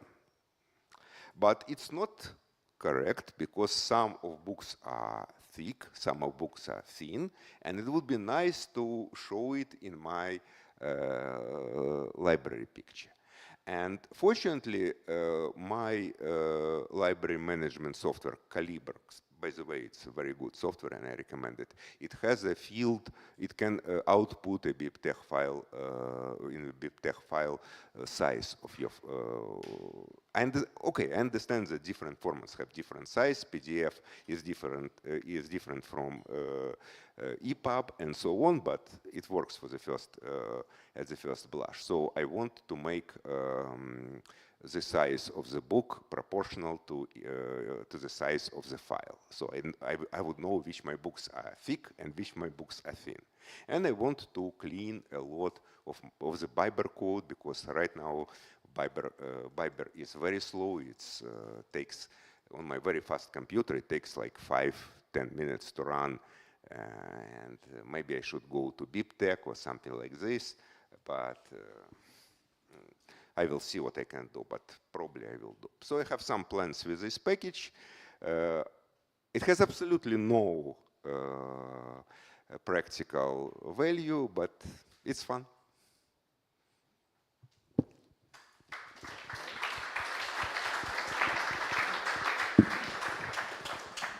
Thank you, Boris.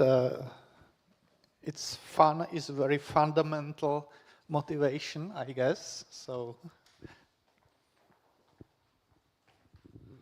first, a comment relayed from the YouTube channel by a certain individual who goes by the name of Peter Flynn. He says that the CTAN have accepted the change of maintainer. Okay. And he adds, just added, a library catalog would be able to provide the online lookup of publisher details they get the size from. Which actually sort of relates to my question. You mentioned that you would like to have the thickness of your books proportional to the file size. Perhaps it would be better to be proportional to the number of pages, because if you have a lot of graphics, for instance, the file size might not be really representative of the actual thickness of a physical book that you would have. Maybe, but some formats like have electronic books in, like EPUB, don't have pages. Yeah, okay. Basically, if you have software which gives you the catalog with the file size, I think that that the TUG file should not care what the size means. It's some characteristics of the book. Ulrich?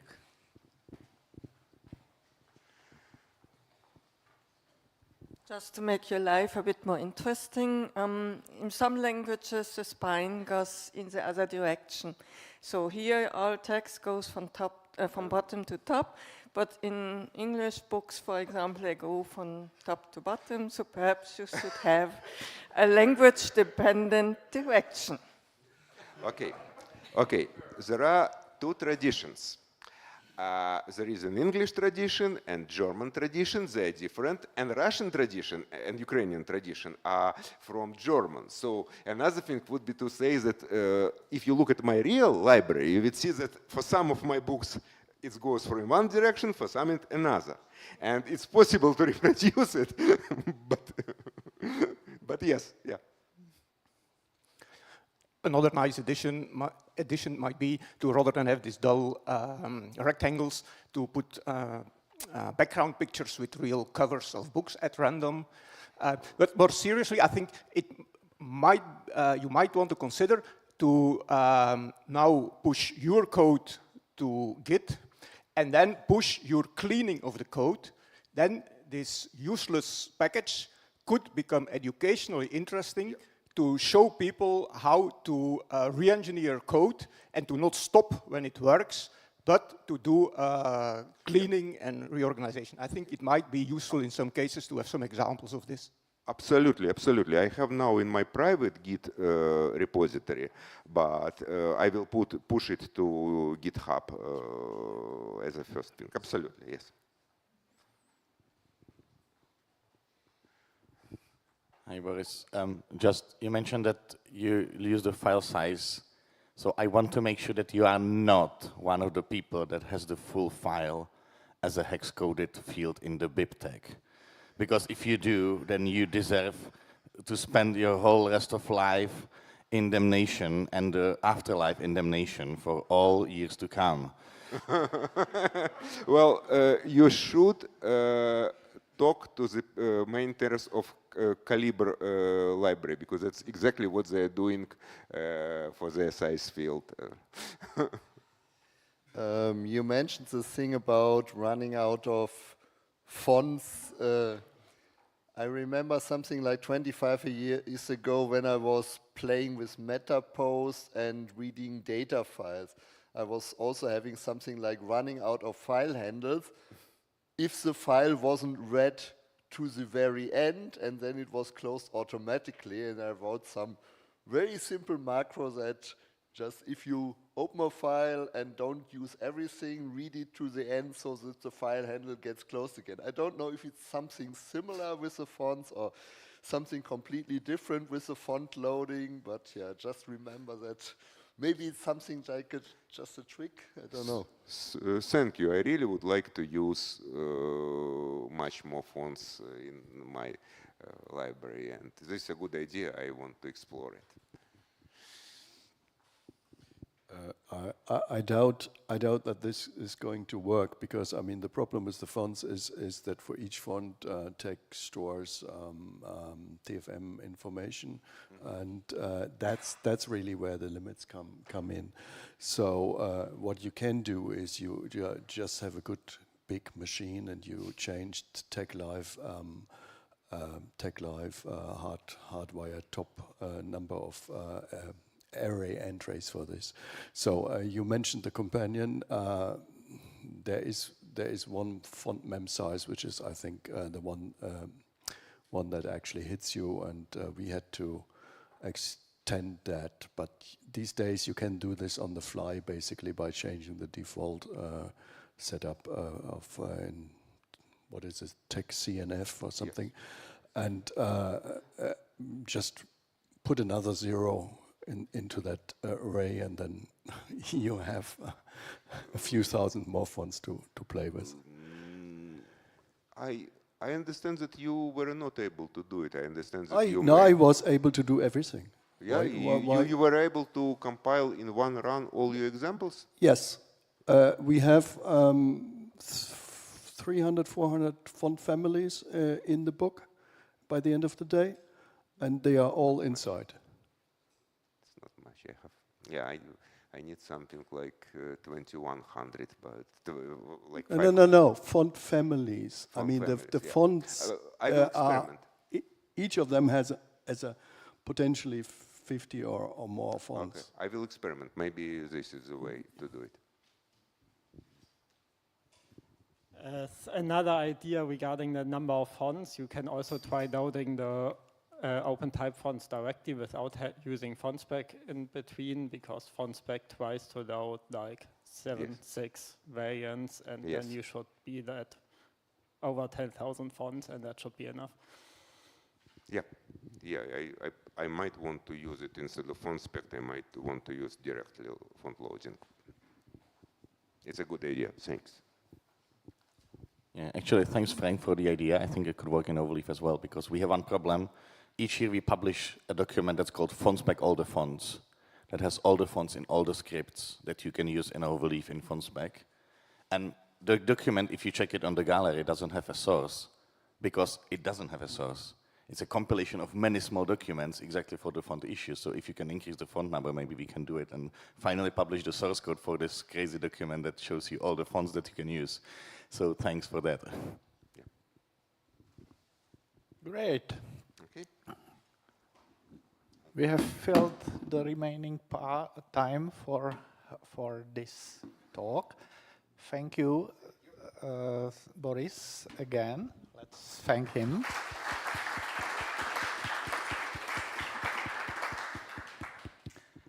And now the floor is open to Joseph Wright. It'll be about the SI units package, which is very popular and demanded, as we have seen on workshop on later. So we are eager to hear about CUnit X development, how it continues. Okay. Thank you very much. So I've talked about SUnit X previous TUG meetings. I thought I would talk. So last time I talked, it was about the switch from version 2 to version 3, and the fact that had gone quite well. And I thought it would be sensible to now sort of look at what's gone on since then, what I have added, and where things might go next.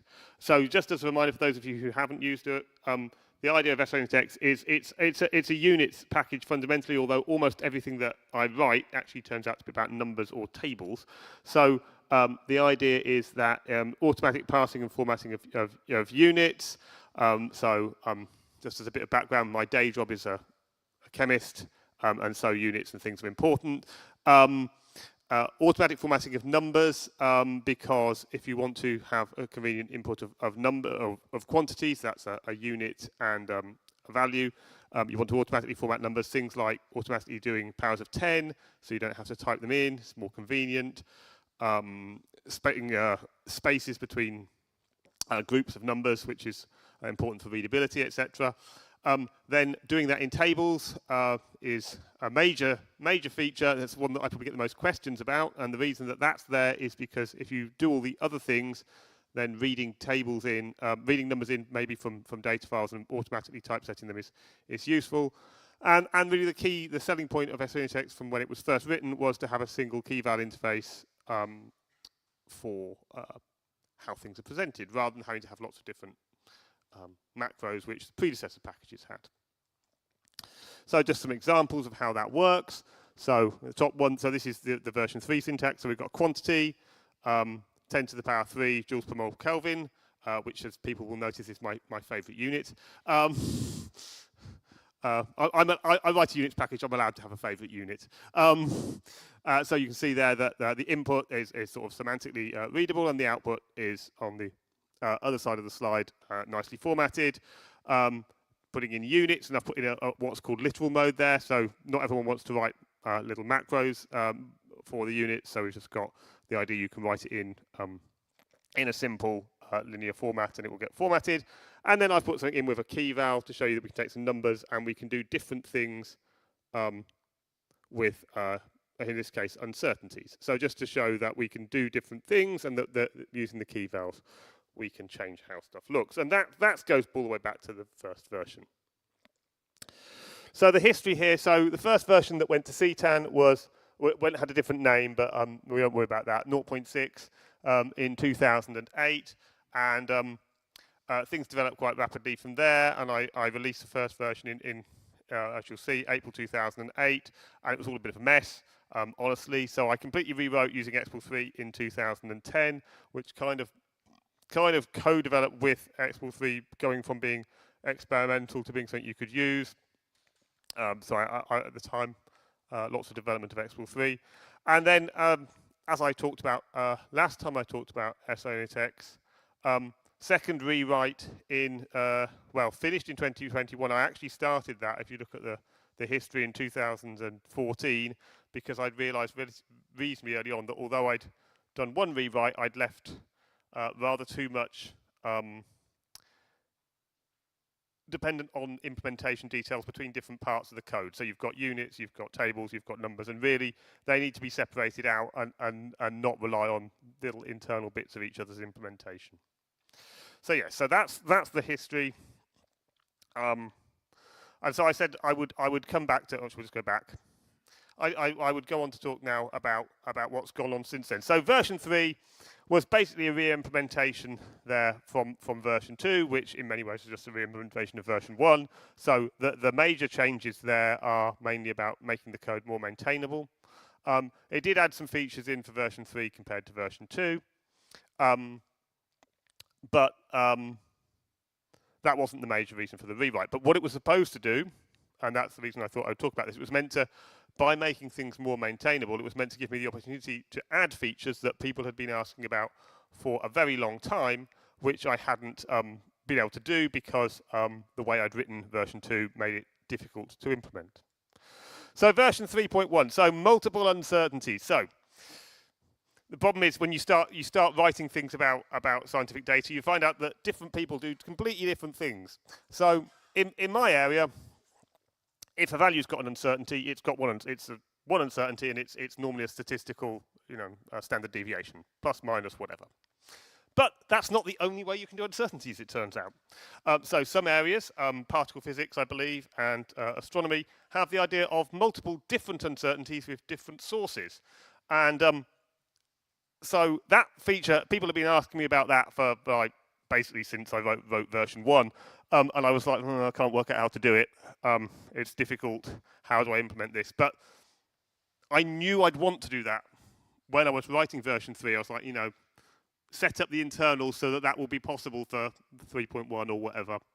And so multiple uncertainties. So the idea is you can have, they're normally given different labels. So you get a statistical uncertainty, a systematic uncertainty is the ones that I've seen the most often. You can get other things as well.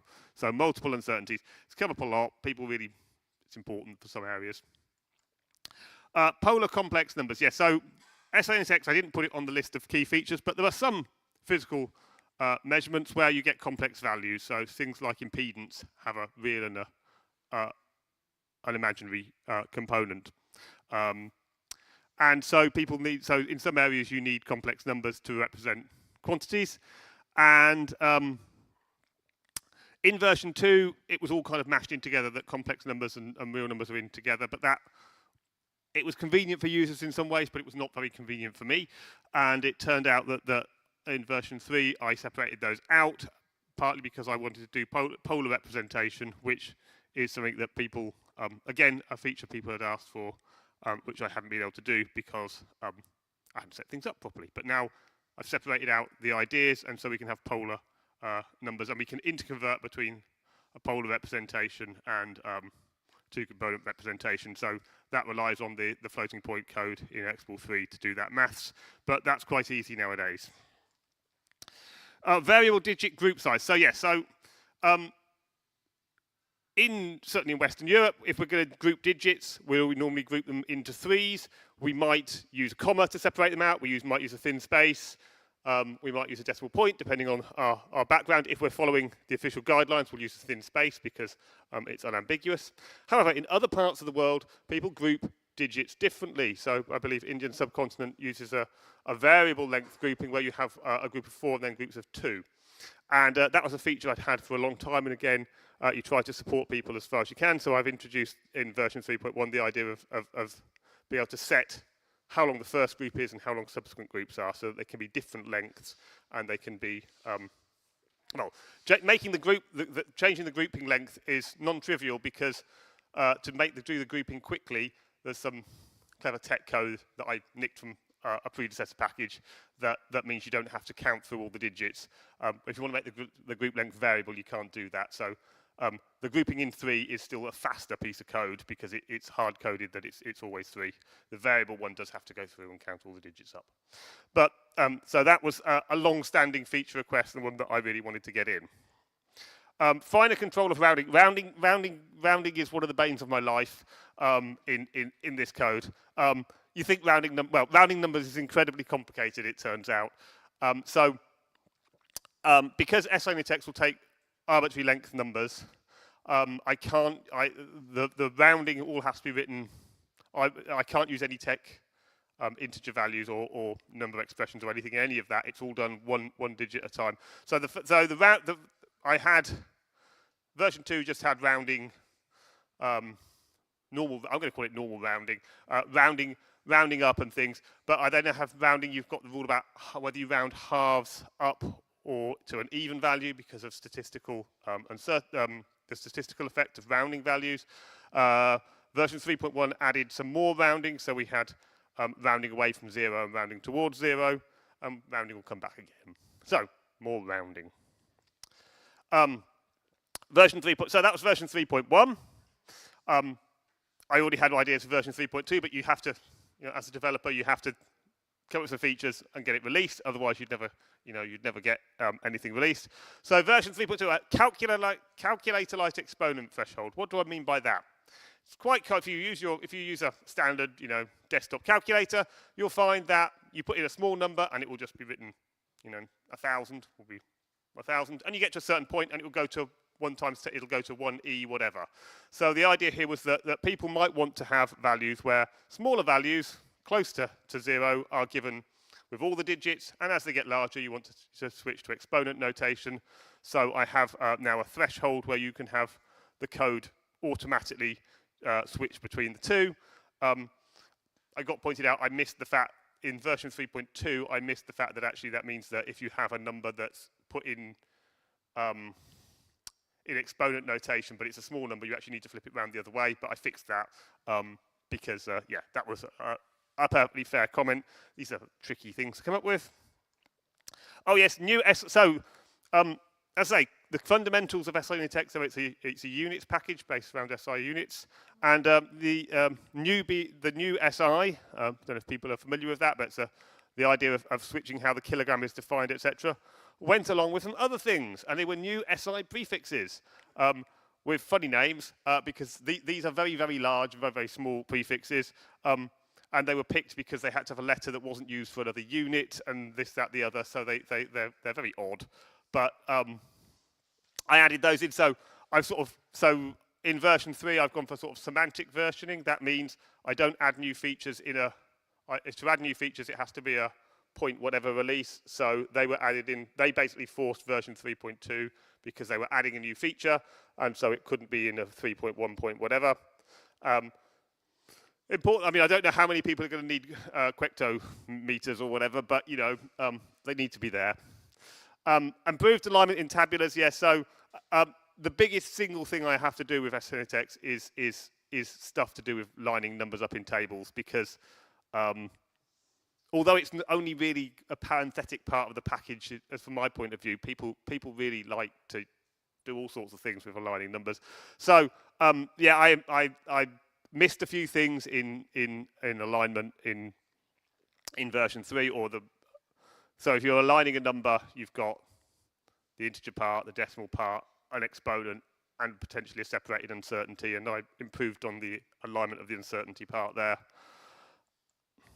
And we get to version 3.3. Yeah, continues development. Yet more features for rounding, so there's more rounding. I didn't put the detail because it's like, yeah, it's more rounding. Asymmetrical uncertainties. Yes, so the other thing that people want to do, as well as having multiple uncertainties, is they want asymmetrical uncertainties, or tolerances, really, plus whatever minus some other value. And so we've added that in as well. At present, the input syntax for this is a bit more limited than other uncertainties. So the uncertainty input format for symmetrical uncertainties has two forms. You can have it in parentheses, or you can have plus minus, and both will be passed into the same thing. For asymmetrical, currently I only have one input format, partly because I haven't had a lot of feedback from users about whether they want other input formats, and I actually don't really know what they might want. So yeah, so the output for this is, the idea is you've got your main number, and then you have a little plus and a little minus. There's a few outstanding wrinkles here to do with what happens if one of those is 0, which I haven't sorted out because I'm really not sure it makes sense, but people ask for all kinds of... One of the features I didn't say is, yeah, people asked me that they wanted to be able to have an uncertainty that's 0, which I really don't understand at all, but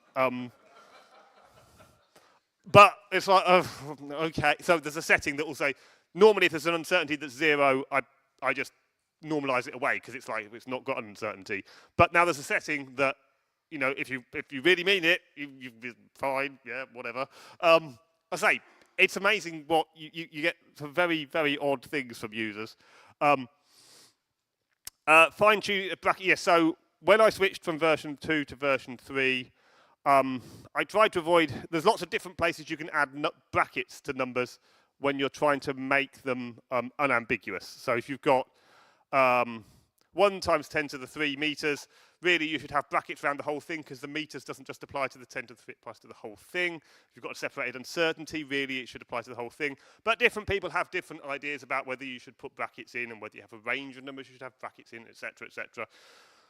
And you could go mad with options there. So I started simple, and I thought I'd add them back in if I needed some options. So it turned out I did need to add some ones back in. Yeah, more features for ranges, etc. So SI Unit X can take, because semantically you might want to describe a range of values, 1 to 10, or 2 to 5 meters or whatever, and you don't want to have to put that in separately. And it turns out different languages have different requirements there, which I'd missed. So this came up from an Italian user. In Italian, so in English, you can say in the range 1 to 10 meters or something like that. And if you put the to written out, you don't have to put from. You don't absolutely have to. But apparently in Italian, you absolutely have to have the from equivalent. So I didn't have a setting for that. So now there's a setting that there's if you need to absolutely have a word at the beginning of your range, it can be there. So yeah, so that's where we are. That's where we are. We've added features on. So the point I'm really trying to get at there is that the plan, right of version 3, it would allow me to extend it further, has worked. And there are still some features. If you look on my GitHub for this, you'll see there's more features requested, some of which have been there a long time, and I'm not sure I'll ever tackle. There's one about geographical coordinates, for example, which I think is probably out of scope. But I've left it there because, you know, I'm prepared to argue about it. So the things that are on my to-do list. So we've got parsing 3 text units. So I think about this and then I sort of decide I'm not going to do it. So if you look at context units support, it will read just 3 text and read, you know, the word kilogram and convert that into semantically into a semantic kilogram and then typeset it. And it will take shorter versions, so you can just have kg and it will try and parse that. So I keep thinking, should I do that? I see some advantages, I see some disadvantages. Having the little unit macros that I have, it makes that parsing a lot faster. So it's sort of on my possible list, but I'm not really sure it's a benefit in the longer term. So I keep sort of wondering about it and then changing my mind. More tricky uncertainties. There's still more stuff in uncertainties that I haven't done. As I said, in particular, I think I need a second parser for asymmetrical uncertainties potentially, because I think there's an alternative input syntax that would make sense for some users, but I'm kind of waiting on user feedback. I've put tagging semantics there. Tagging, we've heard about many times, and at the moment the tagging is not perfect in SIUnitX, but I'm not quite sure what to tag. So you can tag units just as maths formulas, but that's probably not that useful if your input knows that it's a kilogram and not just the letters K and G, then I should probably try to tag so it retains that, but I'm not quite clear at the moment on how I should do that. So that's on the to-do list. It hasn't happened yet. And doubtless there will be other things come up as well. So although it's a mature piece of code, as you've seen, it's been around since 2008. I have added over that time a lot of features. There is still more stuff that can be done. I do try to do a release once a year with new features in. Depending on my time availability, I do that. And the package continues to develop, and hopefully it also shows lots of features. Part of the version 3 work was showing, I guess, best practice in writing LaTeX packages in terms of how it's set up, and I hope that will continue to be useful as well. So that's where we are with SIUnitX, and I'm happy to take any questions. Thank you.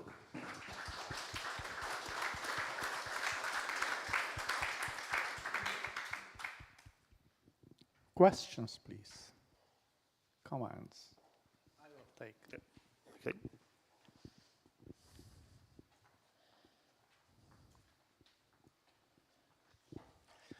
What is the status of HTML support, or is there an update there and the different possibilities? You mean like Tech for HT?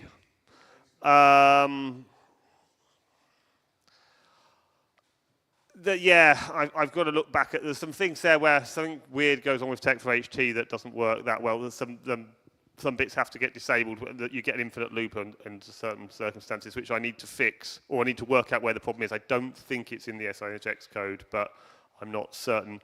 Obviously, I don't write HTML conversion. I just write the LaTeX code, and other people write the HTML stuff. So it mainly works. As far as I know, it mainly works. But there are some things I'm supposed to be looking back at and trying to fix a few things. Boris, questions from? No, this is from me. I don't see questions from YouTube yet. You said that the traditions to show units are often national traditions. You have Italian, English, and so on. I wonder whether it's possible to write some interface to Babel and polyglossia. So when I say select language Italian, I immediately switch to Italian ways of showing units. When I say select language English, I will do it. So the exact details could be written by people in there, but if you have some structure, if you have some interface, it would be great. Well, so there is, so units shouldn't be varying by language because they're defined by BIPM. I've had this with people who want to use Russian characters in units, and it's like, well, they're like, you should be supportive. It's like, no, BIPM are quite clear, all units, doesn't matter what language you're talking, they're Roman characters apart from micro and things.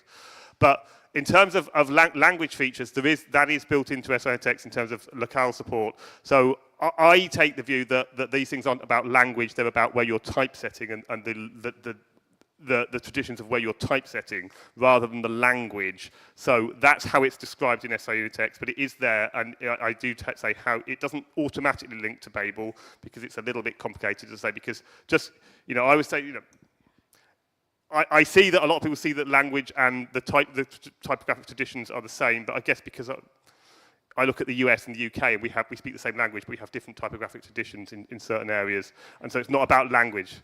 It's about where you're doing your typesetting. So that's how it's described. But there are features in SIUtext for that in terms of you can link your locale to what happens, and there's some predefined settings like the classic, the obvious one is about what you use as your decimal marker and things. So that is all there. Other questions? Last call for questions. No? Then let's... No?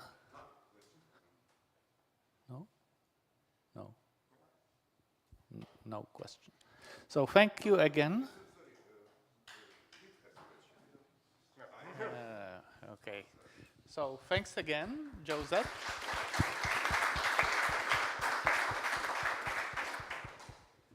This is the final talk of this session. Nevertheless, in 7 minutes, the TUG meeting starts. So let's have a technical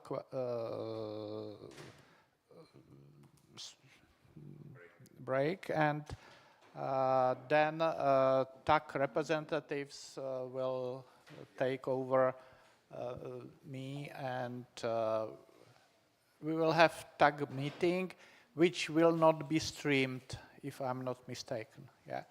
So that's so. So for YouTube people, we resume streaming at 1:30. Yeah. Could you just switch to some? Yeah. Thank you.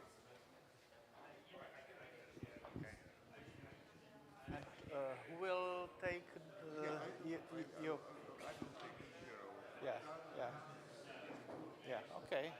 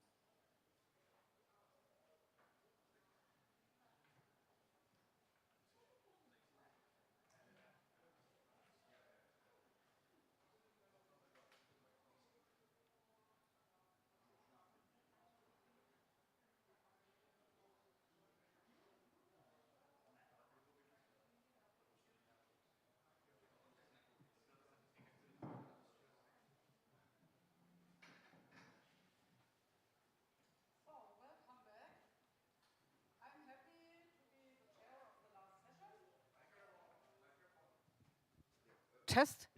Does it have a switch? No, it's okay. Okay, so welcome to the last session. Before DDA can begin, please look at these instructions. Yeah, and I have a similar question to this to yesterday. Who is taking the bus group? Because I'm afraid that unlike trams, the bus doesn't have a ticket vending machine, so it's even not an option, and I need to get the tickets. So who plans to take the bus group?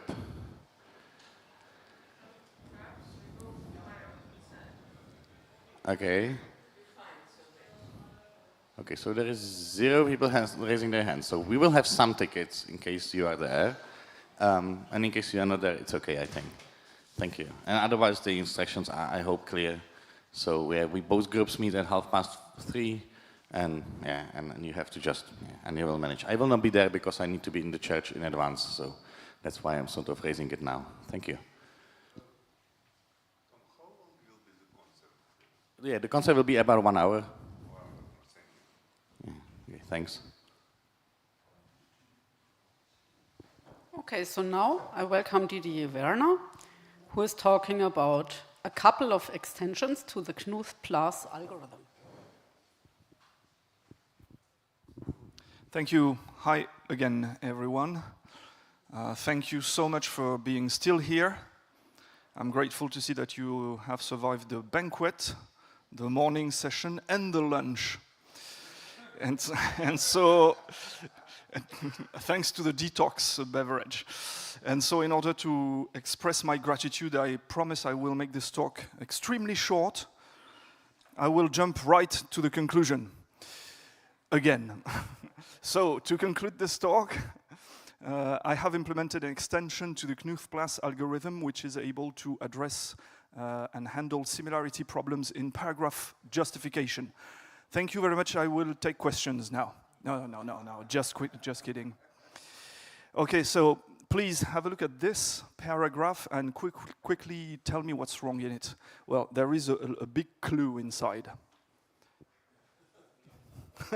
If you're unable to spot the problem with the clue, this is hopeless. Okay, so as you can see here, we have 3 occurrences of the same word at the end of 3 consecutive lines. So if you're interested in micro typography and high quality typography in general, this is considered a defect. Okay, so this is the actual an emulation of the Knuth Plus algorithm, which is done with my experimental typesetting algorithms platform that I demonstrated last year. But this is exactly how TEC would render this paragraph for a paragraph width of 201 points, and with the Latin Modern Roman font at a 10-point design size. Okay, so this is the actual result of the TEC formatting. So why is this considered a defect? For different, actually two most important reasons for this. And mind you, this can happen at the end of lines, but the similar problem occurs at the beginning of lines as well, obviously. So the first problem with that kind of similarities is that the reader can lose the focus because the attention is disturbed by the fact that you see similarities either at the beginning or at the end of a line. Okay, so this is a disturbance, and the reader might be distracted when spotting similarities such as these ones. There is an even more important problem in that kind of situation, but even more important when the similarity occurs at the beginning of the lines, which is that you risk accidental line skipping, because when your eyes go from the end of a line to the beginning of the next, if 2 consecutive lines begin with the same sequence of characters, even short ones, like 2 or 3 characters, you may accidentally either omit a line because you think it's the line that you just read, or accidentally try to reread the same line, and so this is also a problem. And in fact, this problem has been known for a very long time. In humanities, there is a branch. Is Sarah here? No, not anymore. So I'm speaking out of control here. In the humanities, there is a branch which is called textual criticism, and basically this is a branch of humanities which studies the history and evolution of ancient texts. And it is known that similarity problems like these ones occurring at beginning of lines have induced missing verses in Bibles, for instance, in the ancient times where monks were copying Bibles by hand. So if you follow a similarity like this at the beginning of the line, then you end up with a copy of the Bible which is missing a number of verses. Okay, so this is also an important problem because of that, and it's been known for quite a long time. A word of terminology before we proceed. I'm talking about similarities here, and especially intentionally when I don't want to distinguish end of line or beginning of line similarities. I believe it's quite explicit, but there is also a number of potential terminological terms to use to describe those problems. In French, we have a very awkward expression which is saut du même au même, literally translated as jump from same to same. Trust me on this, even in French, it sounds really awkward. So this is a typical case of pardon my French. I don't like this expression at all, but I've heard professional typographers use it, so it exists. In rhetorics, there is two nice terms, homeoarchy, which designate beginning of line problems, and homeotelutons, which designate end of line problems, but it means different things. Originally, it means the intentional using of similarities for poetic purposes or stuff like that. So this comes from the field of rhetoric initially. By sort of porosis between the domain, it has come amongst a number of professional typographers. It has come to designate accidental similarities occurring at the beginning or end of lines. I like those terms because I love to use complicated words. It allows me to brag in front of audiences and stuff like that. Well, anyway. Otherwise, you could also, and this is my own terminology, but I like it. I like to speak of word or character ladders. Because you might all know about hyphenation ladders, which is a much more widespread expression, and it's actually close to that. So, but I'm gonna keep on talking about similarities when the position doesn't matter. Okay, so I will not insult this audience by explaining to you what the Knuth-Plas is, but in order for you to understand where exactly I plug my extension in, I still need to recall the gist of it. Okay, so this is an example from the famous paragraph that you all know, which is used as an example, which was apparent on the previous slide, and this is the one actually used by Knuth in the founding paper on the justification algorithm that he wrote. Essentially, justifying a paragraph can be expressed from a theoretical computer science point of view as a so-called single pair shortest path problem inside a graph. Shortest path because for some definition of short, which actually could also be called the cheapest path, you want to find the best route available from one point to another. So in the graph, every node represents the end and the beginning of the end of a line and the beginning of the next one. So for instance, here you have a line which ends in beautiful, the next one starts with that, and from that you have a number of possibilities to create the next line, which will not necessarily end at the same position. Okay, so this is just an excerpt of such a graph. Why is it called single pair? Because the shortest path problem is a general problem. The particularity in this one, which is the reason why we call it single pair, is that we're only interested in finding the best route from a single origin, which is the beginning of the paragraph, to a single endpoint, which is obviously the end of the paragraph. So you only have one node here, and you only have one terminal node here. Okay, so this is the gist of this is the formal representation of the paragraph justification problem. On top of that, the Knuth-Plas, and this is the most important specificity of this algorithm, has a dynamic optimization technique coming from the field of dynamic programming. I will not go into the details, but the only thing that you need to understand is that this optimization is here to avoid the necessity for constructing the whole graph in memory. Okay, so you never have a global picture of all the possibilities available to you when you justify a paragraph, because the theoretical complexity of this is exponential. So for instance, if I remember correctly, because I did that a while ago, for the example paragraph that we use, if you try to typeset it at an average width, the number of possibilities is manageable, but if you were to double the size of the paragraph, you would end up, for that paragraph width, with something like 200,000 different ways of breaking the paragraph in theory. So this is a combinatorial explosion, and because of that, and even by today's standard, it's preferable to avoid constructing the graph in memory and only keep pieces of it at a single point in time. Okay, so that's the dynamic optimization, and the remote is not, yes, it's working. Okay, so what is the cost function? When we say finding the best route, what is the definition of best? So there are many as you want, actually, definition for what's best. In the Knuth-Plas algorithm, there is, I would have a tendency to classify the cost in two categories. The first one is what I call the local demerits. So as you most know probably, the demerits in questions are actually expressed in terms of penalties, which later on are translated into demerits. But this is what I call local demerits. So local demerits are penalties that are relevant when you consider a line excluding any kind of context. So the line just by itself. You extract the line from the paragraph, you just look at it, and you compute a cost for this line. So within the local demerits, what you have is the notion of badness, which is a penalty, which represents the fact that if you stretch or if you compress a line, then the cost will be higher compared to the natural spacing between the words. This is also the case where you apply an hyphenation penalty for lines ending with a dash, for instance, and so on. So that's the local demerits. And then there is another category of demerits in the Knuth-Plas, which I call global demerits, which are actually contextual ones.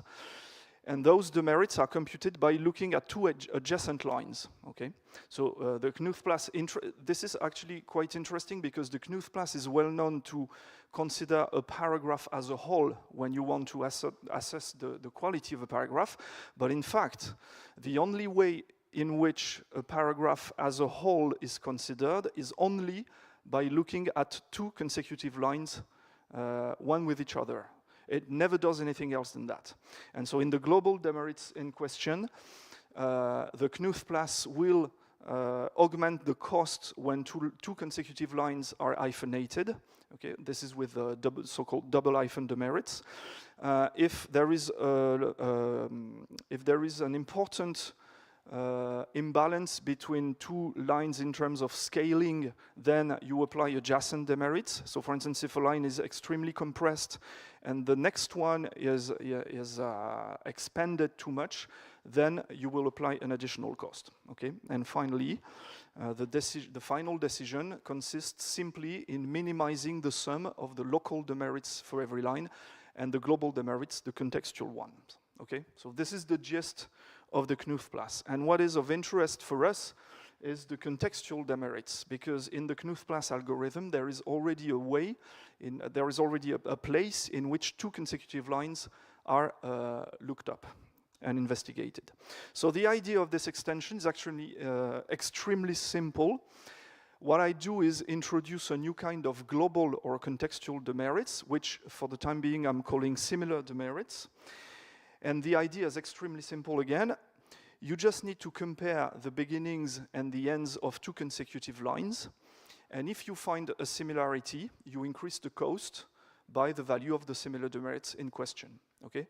So the idea is actually extremely simple, and the infrastructure is almost already in there, because you just need to plug this extension at the place where the Knuth-Plas compares lines for adjacency problems or hyphenation ladder problems. Okay, so this is really almost all there is to it. Obviously, there's a special case for the final line, because the final line most of the time is not justified.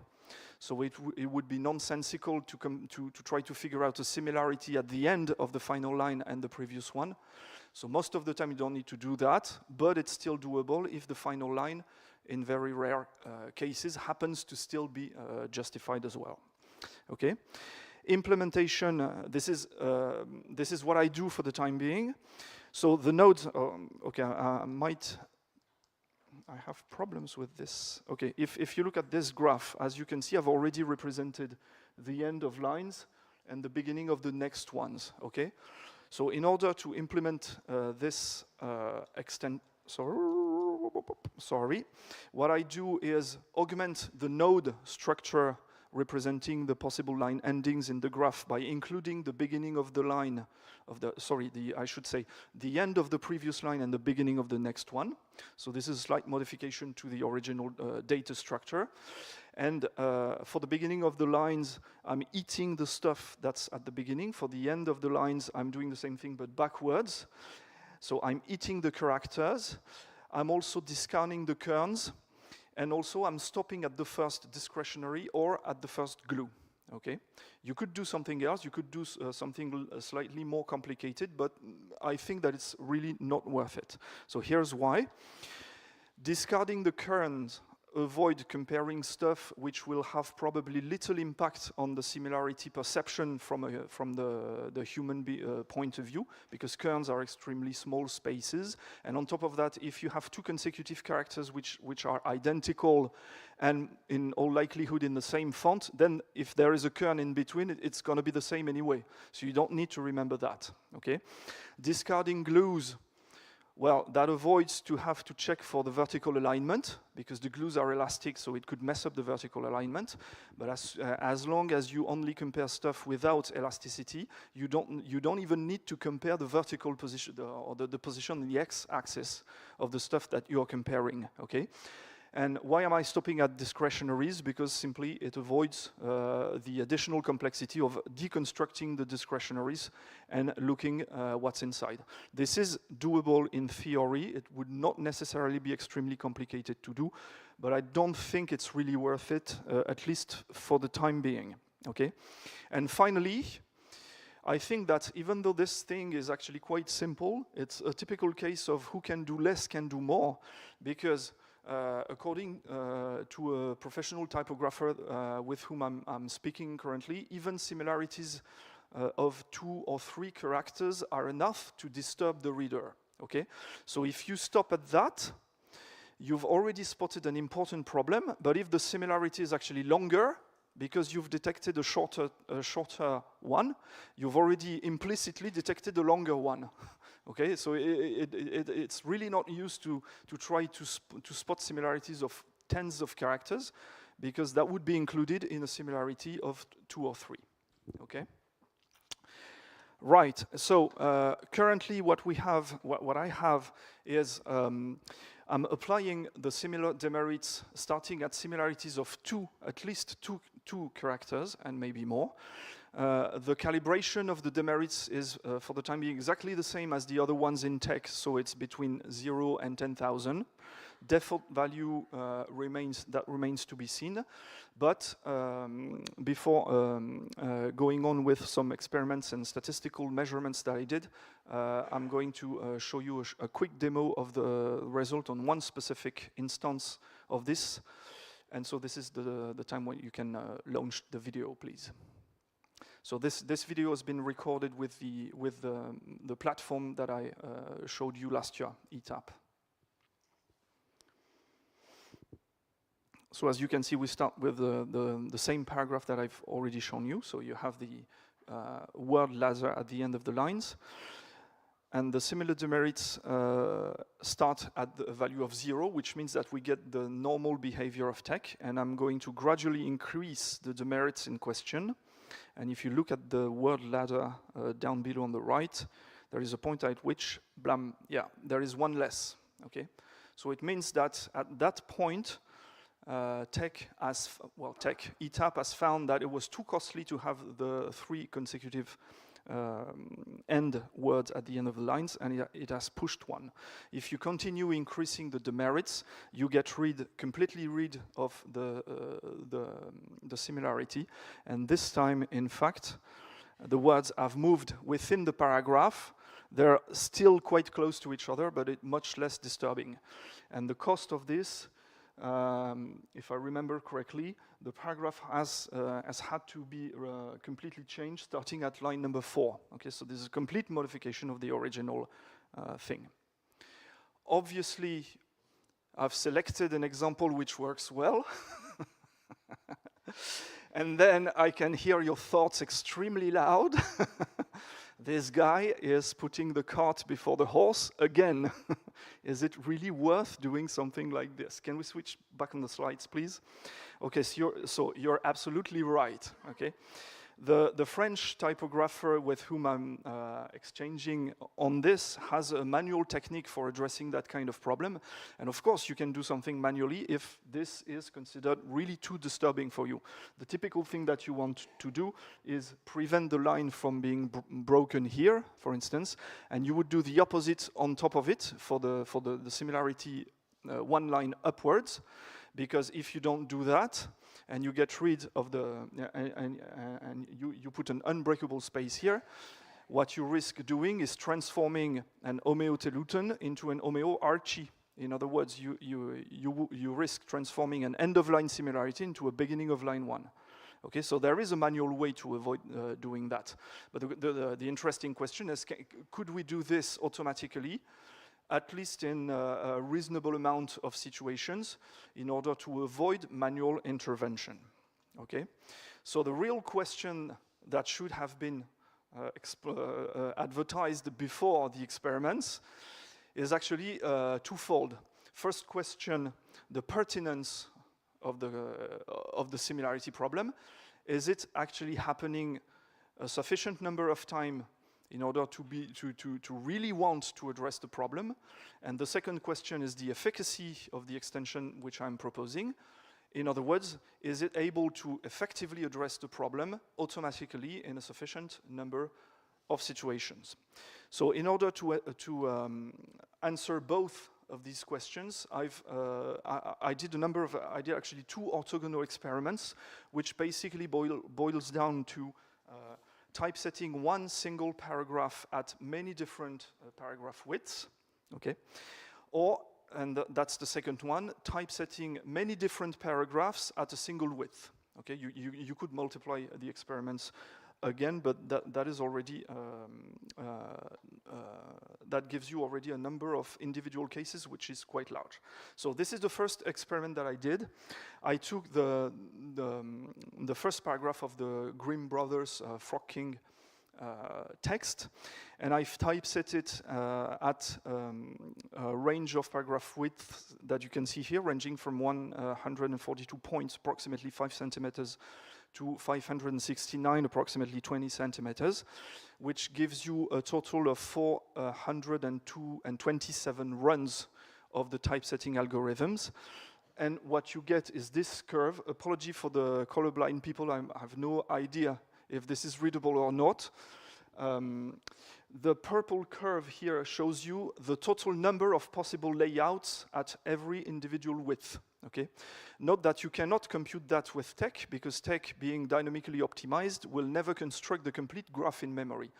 But my platform has a version of the algorithm which does that, so I can know precisely how many actual solutions there is. And this is the purple curve. The green curve, which is below, gives you the number of paragraph solutions containing similarities. Okay? So if you analyze that, there is, for starters, a number of things that are completely expected. The first one is the extremely chaotic shape of the curves. You all know that paragraph justification is an extremely unstable problem by nature. The simple fact of changing a paragraph width by 1 point can render a completely different solution than the previous one. Okay, so that explains the chaotic shape of the curves. The second thing, which is also to be expected, is that the curves are very close to each other for smaller paragraph widths. This is simply explained by the fact, again, it's very notorious that for very narrow paragraphs, you don't have a lot of possible solutions anyway. So it's not a surprise that with an extremely small number of solutions, whether there is a similarity or not is not going to change the difference between the two, okay? Slightly more interesting is when you look at the green curve, well, you notice that it's almost never zero, which means that solutions containing similarity problems are extremely frequent in paragraph formatting. Linguistically speaking, you have a lot of very small words in practically all languages, in French, in English, and everything. So it's not, and pronouns, determinants, and stuff like that. And they happen quite often in language, so it's not a surprise either. But at the same time, you see that the number of similarity-free layouts is also extremely important. In other words, if you take any point in this curve, the number of available layouts without similarities is comprised between the two curves. Okay? So it means that not only the similarity problem is frequent, but at the same time, there are similarity-free alternatives to choose from. And so obviously, the next natural question is, what is TEC going to do by default?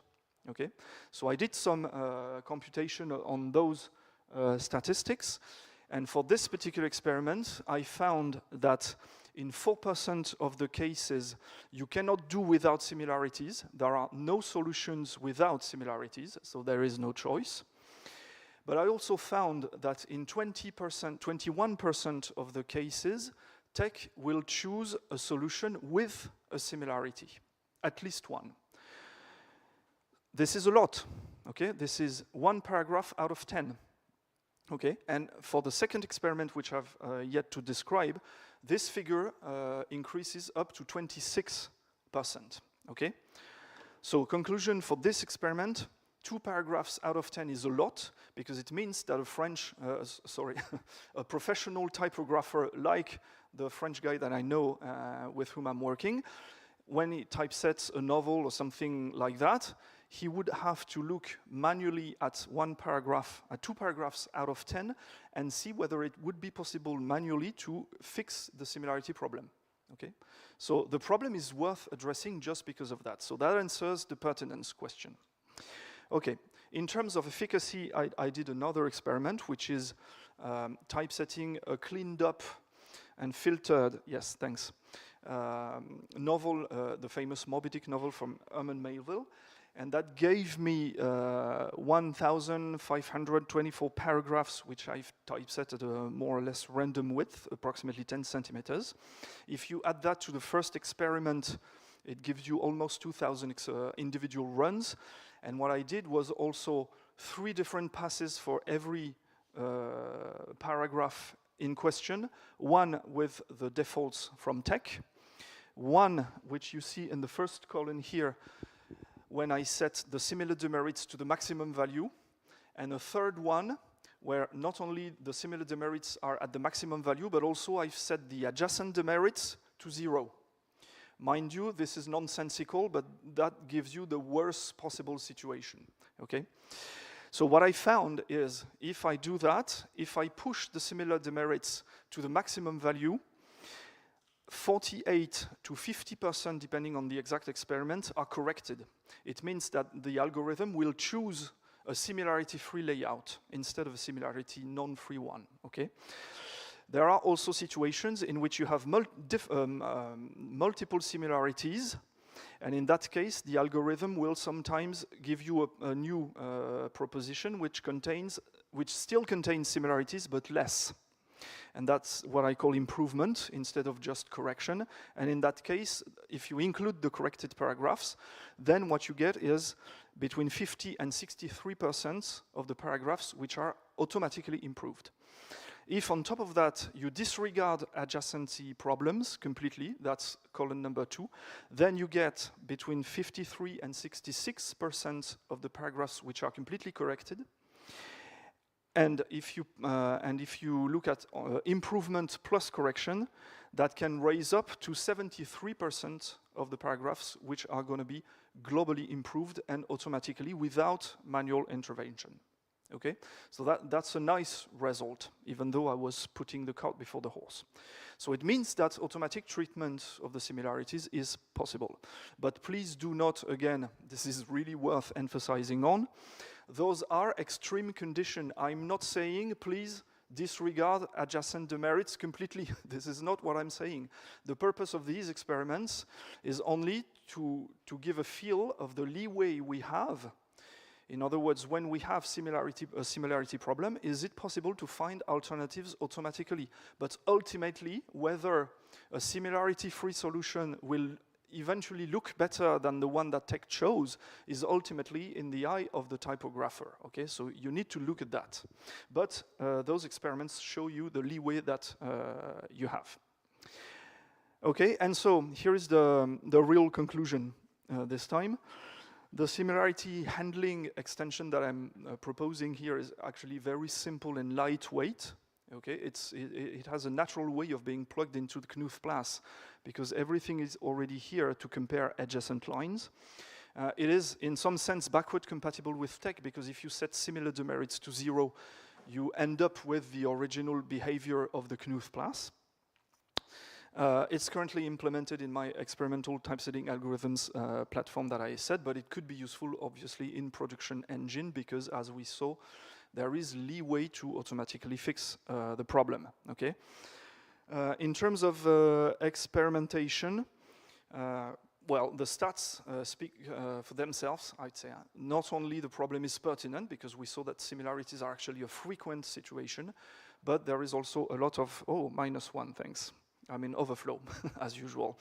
Well, that I've said already. So just to finish that 30 seconds on the perspectives, the next step of these experiments is to study the trade-offs between similar demerits and the other aesthetic criteria. In how many situations is it worth finding an alternative layout? The French typographer to whom I shown the first example said to me, it's stunning. So he actually prefers the solution that was found with my extension for multiple reasons, but I won't go into the details. So there is hope that automatic treatment is not only possible, but also gives you better result in the eye of a typographer. We could do much more, so much more than just fixating a constant value for similar demerits and using that. You could have different demerits for the beginning and for the end of lines. You could increase the penalty if the similarity is longer. There are many things that we can do. And in fact, I'm currently also talking with Hans and Michael Sundquist on the subject. So you all know what that means. It means that something might happen in LuaTeX, who knows? Actually, Hans already did that in a more or less different implementation a couple of years ago.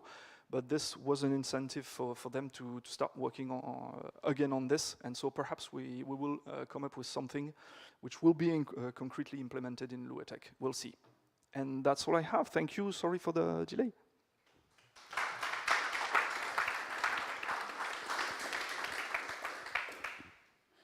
Okay, thank you for the talk.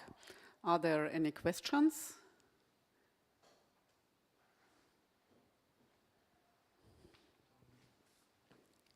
I would say 2 minutes of questions, okay, and the rest you could ask them later. Yeah, not really question, but rather comment. Yeah, Hans and Michael gave a talk at Bachotech this year where they showed, yeah, not on the similarity problem, but on other ways of improving the paragraph building. Also, if the paragraph contains some bit of embedded math, lots of things that you can generalize, like having a series of whatever penalties, not just for the club and widow line for the first line, but also first, second, third line, or series of possible breakpoints. And I think they had some experiment where you have this badness function that goes into these buckets like very tight, loose, very loose, that you could do it in like more buckets. And so there are lots of options that you can do. I think there's probably coming a paper out of that. There's some slides on the Bachotech website, but I think lots of options there to do. Plenty of things to do. increasing the number of adjacent categories as well. Well, never ends. And then the difficulty is finding the right balance between all the parameters, and maybe avoid putting on the user the mental load of having to work with thousands of different parameters to adjust at the same time.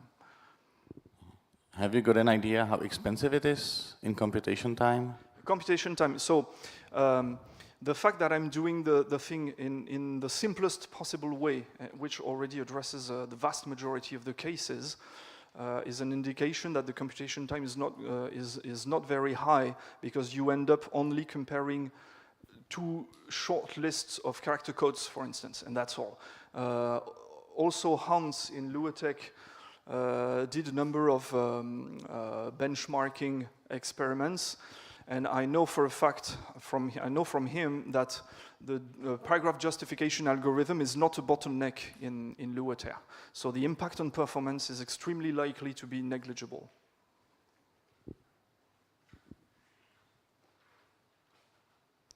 Still another question there.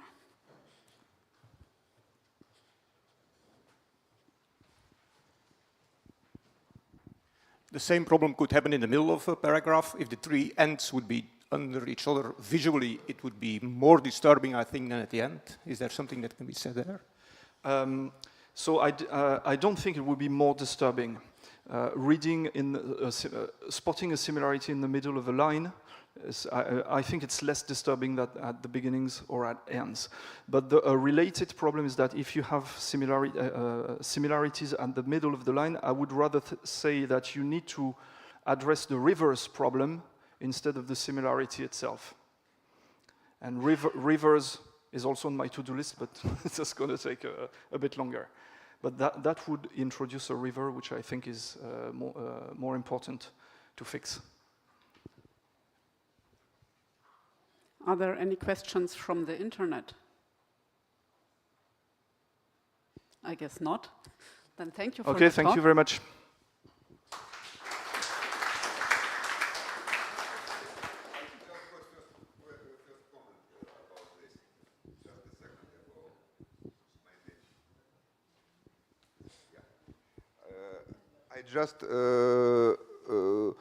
I just got a comment from Michael Sundqvist. I think Hans added with as left with demerits and right with demerits in lower meta tech. Almost no overhead. So it's a comment rather than a question, and we can.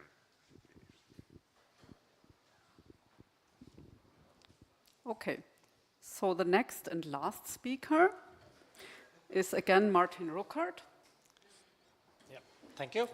Do you want that I integrate the 5 minutes of questions in my warnings or not? I see when I come to the end.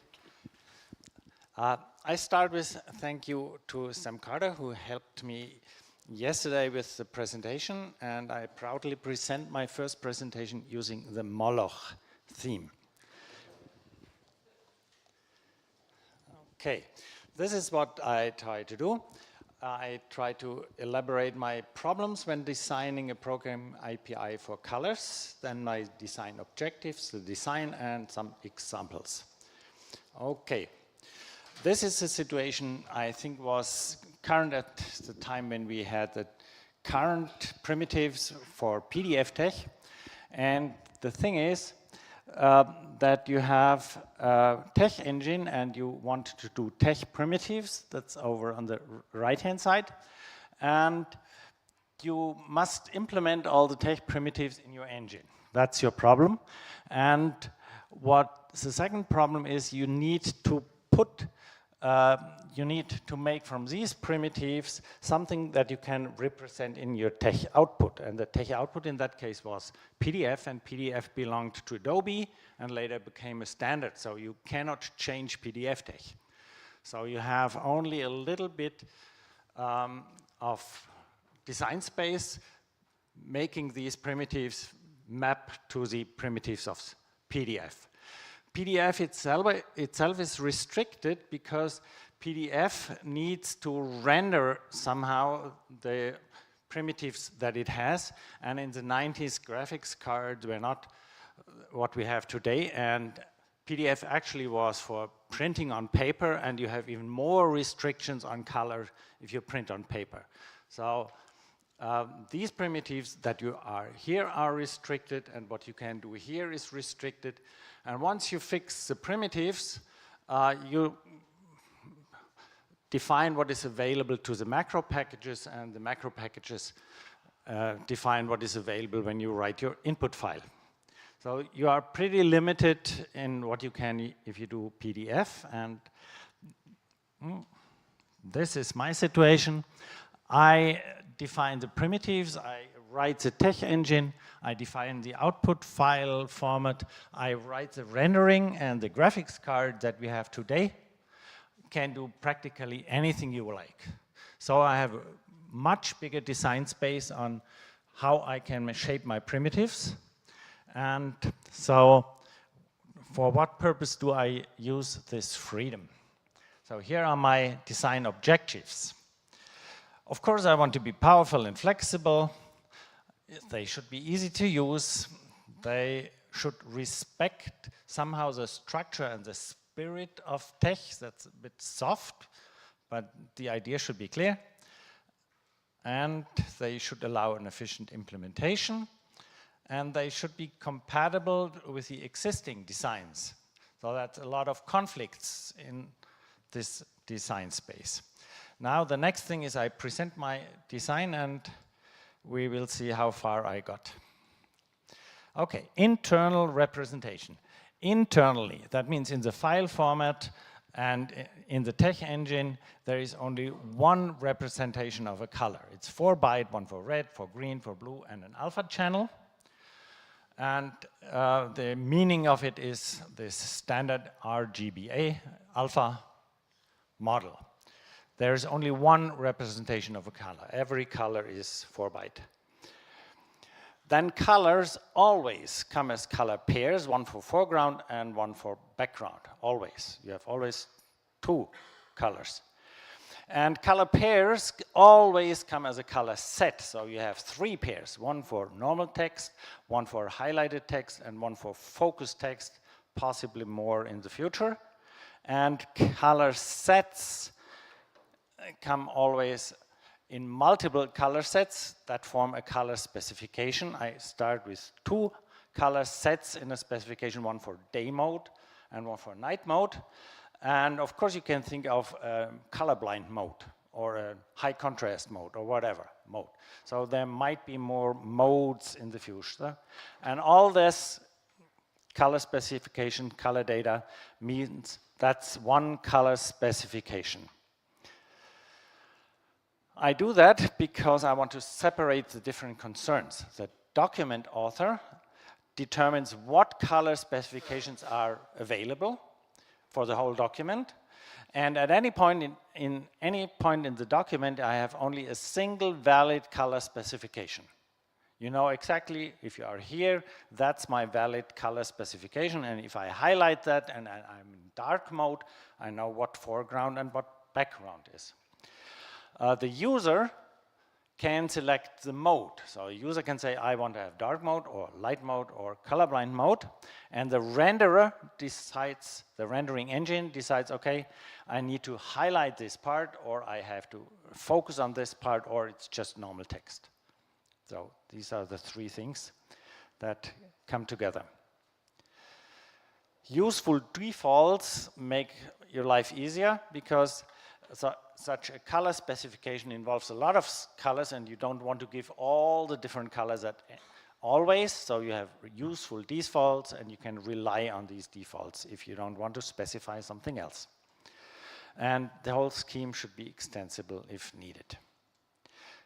Well, apart from the internal representation, we start with the external representation, how it looks in the high-tech primitives that I offer. So I have 2 ways of specifying a foreground, one with uppercase FG and one with lower FG.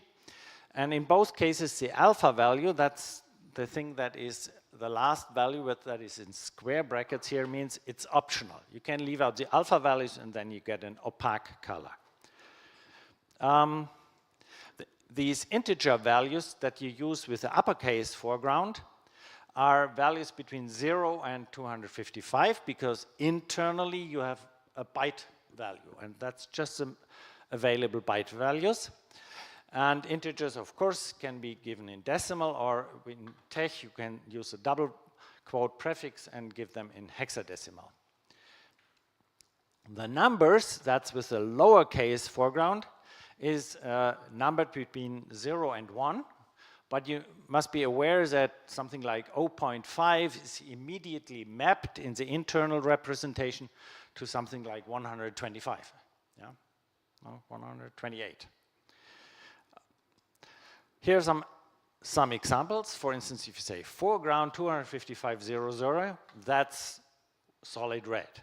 You can write it with double quotes FF, or you can use the lowercase letters and then you say 100. And you can also say 1001 and specify explicitly that you have an opaque color with an alpha value of 1. Foreground 111 is equivalent to foreground with uppercase 255, 255, 255, and it's solid white. But if you mix the two, if you say uppercase foreground 111, then you get a pretty dark gray. I mean, 000 would be black, and this is just a little bit. Probably you wouldn't see the difference between black on your monitor. So it's really important if you use lowercase letters with small numbers or uppercase letters with big numbers. Okay. No.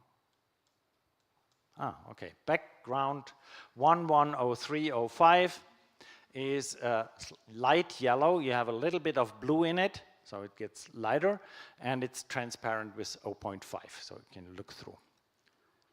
Okay.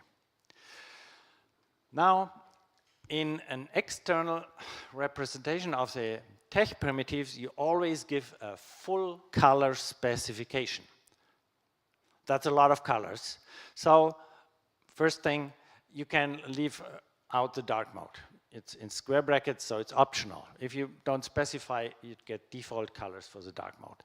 You have a color set, but the color for the highlighted and for the focus text are optional. So you just can specify one color pair. And a color pair, always the background is optional, so you can make the representations short. And there is a primitive, it says just hint, which all the, hint is a prefix for all the high-tech primitives, hint, color, and then you give a color specification, and this specification activates the given color, and from there on, all the next colors are, next glyphs and rules are colored with a new color. Okay, for instance, you say hint color foreground 001, and from then on you have a blue foreground. You say hint color foreground 001 and dark 001.5. So you have blue text in day mode, and you have a slightly darker blue in the dark mode. Or here is another specification. You say hint color foreground 000 black, highlighted becomes 001, so it's blue if you highlight it, and if it is in focus, then you have a foreground of blue, but the background gets a transparent yellow. So these are possible color specifications, and they're pretty short because most of the specification is just defaults. Yeah, missing parts, you get default values, and there are reasonable defaults for the file format. So if you don't specify any, if the renderer doesn't find anything in the file, there are file format defaults, and you can change these defaults using a primitive. You are limited a bit currently because you have only 255 color specifications, because internally I use a single number to specify this is color specification number 5, and now I change to color specification number 17. So that limits the amount of available color specifications. And such a specification affects all rules, glyphs, and the background from now on. And especially for the background will fill horizontal boxes from top to bottom and then to the right, and vertical boxes from left to right and down. So you can change the color of the background in the middle of a box. The effect will persist until the next color specification or the end of the enclosing box. So with the box, the specification ends. The specifications are local to the boxes. Now, if you have colors local to boxes, you have to do something with line breaking, because you have a paragraph and you say green and you want to have green text. And if you break it into 2 boxes and 2 lines, high-tech tracks color changes and will insert the new, say, current color specification at the end of the line, at the beginning of the new line. So it moves from one box to the next. This also means that material that you put in with vertical adjust between the lines is not affected by the color changes inside the paragraph. It's separate, because it goes in an outer box. Similar with the vertical split. If you split a vertical box and your box ends with a certain color, that color specification will be copied into the remainder of that vertical box. And same with page breaking. If you have a certain color at the end of the page, it will automatically be inserted on the top of the next page. Special care, that's a little problem. If the height and the depth changes, then the height and the depth of the background will change, and you will see that. If you don't have a background, as is usual in tech, you don't see it, but for instance, in a paragraph, there might be lines that have a descender, and then the background descends, and they are lines that are higher than others, and the height and the depth depends on line breaking, so you have to be careful if you experiment with backgrounds in paragraphs, colored backgrounds. Good. Now, colors and nesting. Colors are limited to the enclosing box. So within a box, you have at any point exactly 1 color specification, but TECH maintains a color stack. That's part of TECH. It's not part of the hint file format. But when TECH generates the files, he has this color stack, and it gives you an end color primitive. And the end color just returns to the color that you had before the last change. So you can have something like nested colors because of that stack inside of a box. And extra uses of hint and color are silently ignored, so you can make sure that you return to normal by using an extra end color. Nesting of boxes causes nesting of color specifications. That means inner boxes are displayed on top of outer boxes. So if you have an inner box with an opaque background color or opaque color, they hide the outer box behind it. And if you have transparent background, you will see the outer box or its background through the inner box. So they shine through. We will see examples. Yeah, and opaque hides it.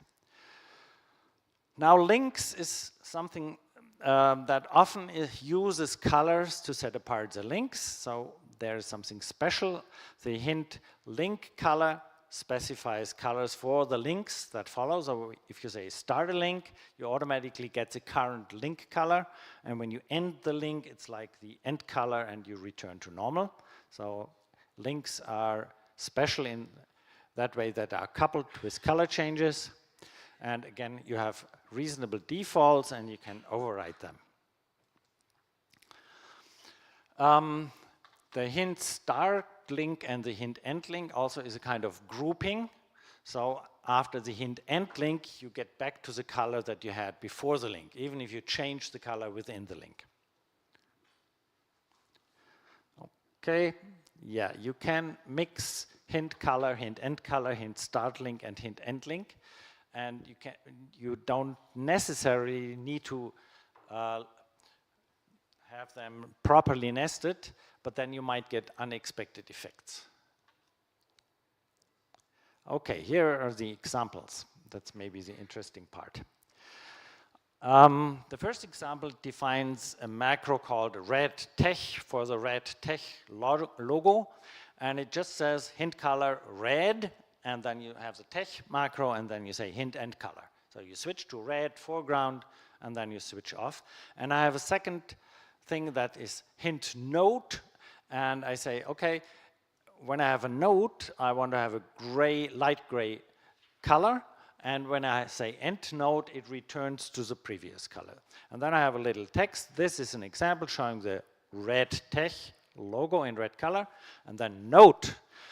Note how the red tech logo is still red inside this note. And to the right, you see the red tech logo, and the end color returns to black. And inside the note, the end color here returns to the outer color. So you can use it. Questions to this one? Okay. This is with a link. I have just a definition for red, and it switches the color to red. And I have the note and end note macro as that we have seen before, and I have a home macro with an argument, and it just makes a link where you go to the home page, and the text for that link is the parameter, and then you say end link. And the text is just the link, home, follow the red flag, so I change the color in the middle of the link to get red, and the same inside a node where you have a gray background. Now if you look at the link takes the default link color, which is blue, and the red before the flag changes to red, so the flag is part of the link, but it's now red. And hyphenation, or line breaking, breaks the links between the first and the second line, but it's technically it's then two different links, but they both go to the same position. And inside the inside the node, when you say end link, you automatically return to the gray color. Oh, good. I'm ahead of time, my planning. So last example. I have a colored tech logo. I define hint color blue, and the blue macro just keeps the foreground black, 0, 0, 0, but it specifies a background which is a transparent blue. The red does the same, black foreground and a transparent red background. Green is a black foreground and a transparent green background. And now I redefine the tech logo. I take the T, put it in a box and say blue. So you get a box with black text and a blue background. Then comes the kern and the lower and another box with the E inside, and the box gets a red transparent background, and the X gets a green transparent background.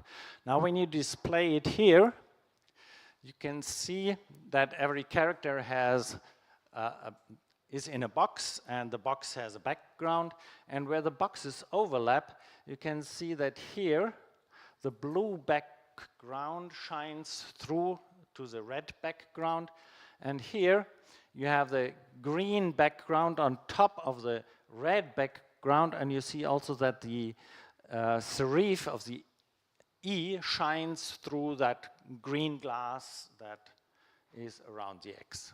That's what you can do. It's boxes and layering boxes, inner boxes and outer boxes and earlier boxes and later boxes. Okay, summary.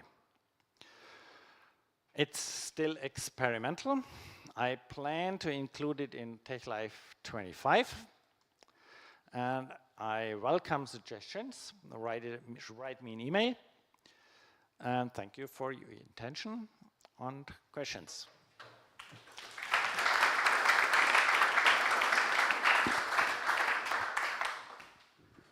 So thank you, Martin, for your talk. Questions? You mentioned that the colors are given in linear sRGB, and I'm wondering about two things there basically. One is you mentioned also that you basically have 256 options in the linear model.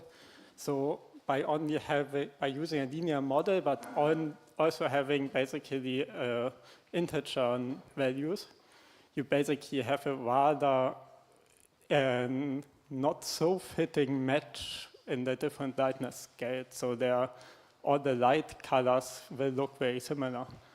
Do you have some way of adjusting that so that you have more useful colors available? I have all the colors available, but the number of color specifications is limited. No, I meant for the actual value, you meant that each component has one of only 256 options. Yeah. Each color channel has 256 options, but you don't get more on, I don't know any computer screens where you get more colors than that. It's a limit on the amount of colors you can get. You have a couple of million colors, but that's, it's a limit. But I don't think this is a limit if you, the target for high-tech is looking at material on the computer screen. And on the computer screens, physically, the amount of colors you can really represent is even smaller than the 32-bit representation. Yeah, I'm not so sure due to linear factors, but besides that, you mentioned also that it's sRGB, and most modern computer screens have much bigger color spaces. So do you have some plans to actually represent more colors than represented in sRGB? That is one suggestion that I welcome. I'm not a color specialist. We can talk about that. I don't think that I would go to using more than 32 bits for one color. That's probably an implementation limit that I should keep. The interpretation, whether I have sRGB or some nonlinear something, we can talk about that. The sRGB, the S is for standard, just means that is a color space that is reproducible on most machines. So when you move from one screen to another one, sRGB guarantees somehow that the color looks the same. And I thought this is more important than having too many colors. But we can talk, maybe you have a good argument.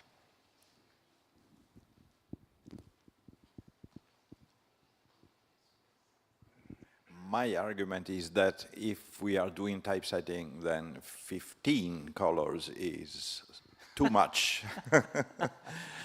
Maybe 63, but 255 is definitely too much. Too much. There's no one forcing you to use all of them. I think Joseph has. No users. I know, yeah. I know. The first request for improvement of the hint file format was we want to have color. I never thought of starting with colors, but it was the first request that I got. You've decided to have a color model in which you have a foreground color and a background color tied together, whereas other backends for tech, we only have, if we want to do a background, we typically do that by coloring a rule. So it has a foreground color which applies to a rule, and so you have two components. Do you see that being a problem? I'm thinking that means if you write a tech file for hint, you can't then use the set. You have to use quite a different setup to color background in any other workflow. I considered using colored rules instead of backgrounds, but I thought it is more in the spirit of tech to tie the background to the box instead of to the rule and regard rules as foreground. That was just a feeling that this is more in the spirit of tech, but it's experimental and yeah. I mean, it's quite abstractable. I'm just wondering. Yeah, you can work around. If you want to have separate colors for rules, it's probably more expensive because whenever you do the rule, you need to change the color into the rule color. So you have an extra hint color and then the rule and then hint end color. You can do that. I'm not sure how much we use currently colored backgrounds. Well, people use it quite a lot for colored boxes. So you think about two-color box or something. Yeah, but for colored boxes, that's exactly what I thought. Well, then you color the box.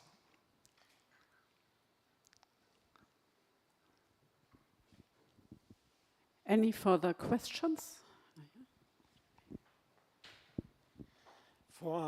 Also for background colors, how is this handled if you have a background color set and then create a nested box? Does it automatically reset the background color to transparent, or do you actually inherit the background color and then see the overlapping of the background colors? Usually, if you have an internal, you have an inner box, it does not have a background. You have to really set it. Yeah? So usually, just you have if you have a just normal box, it has a transparent background, and you will not see anything of the box. And you can set the color and say, okay, then it has a color.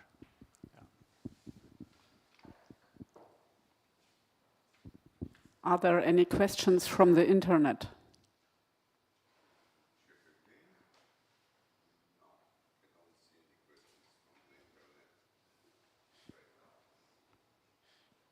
Then, thanks again for your talk.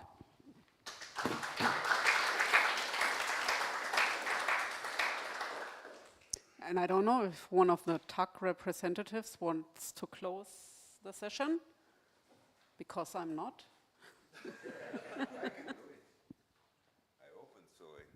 Well, it was absolutely great meeting, chock full of very interesting talks, discussions, cultural program which still continues.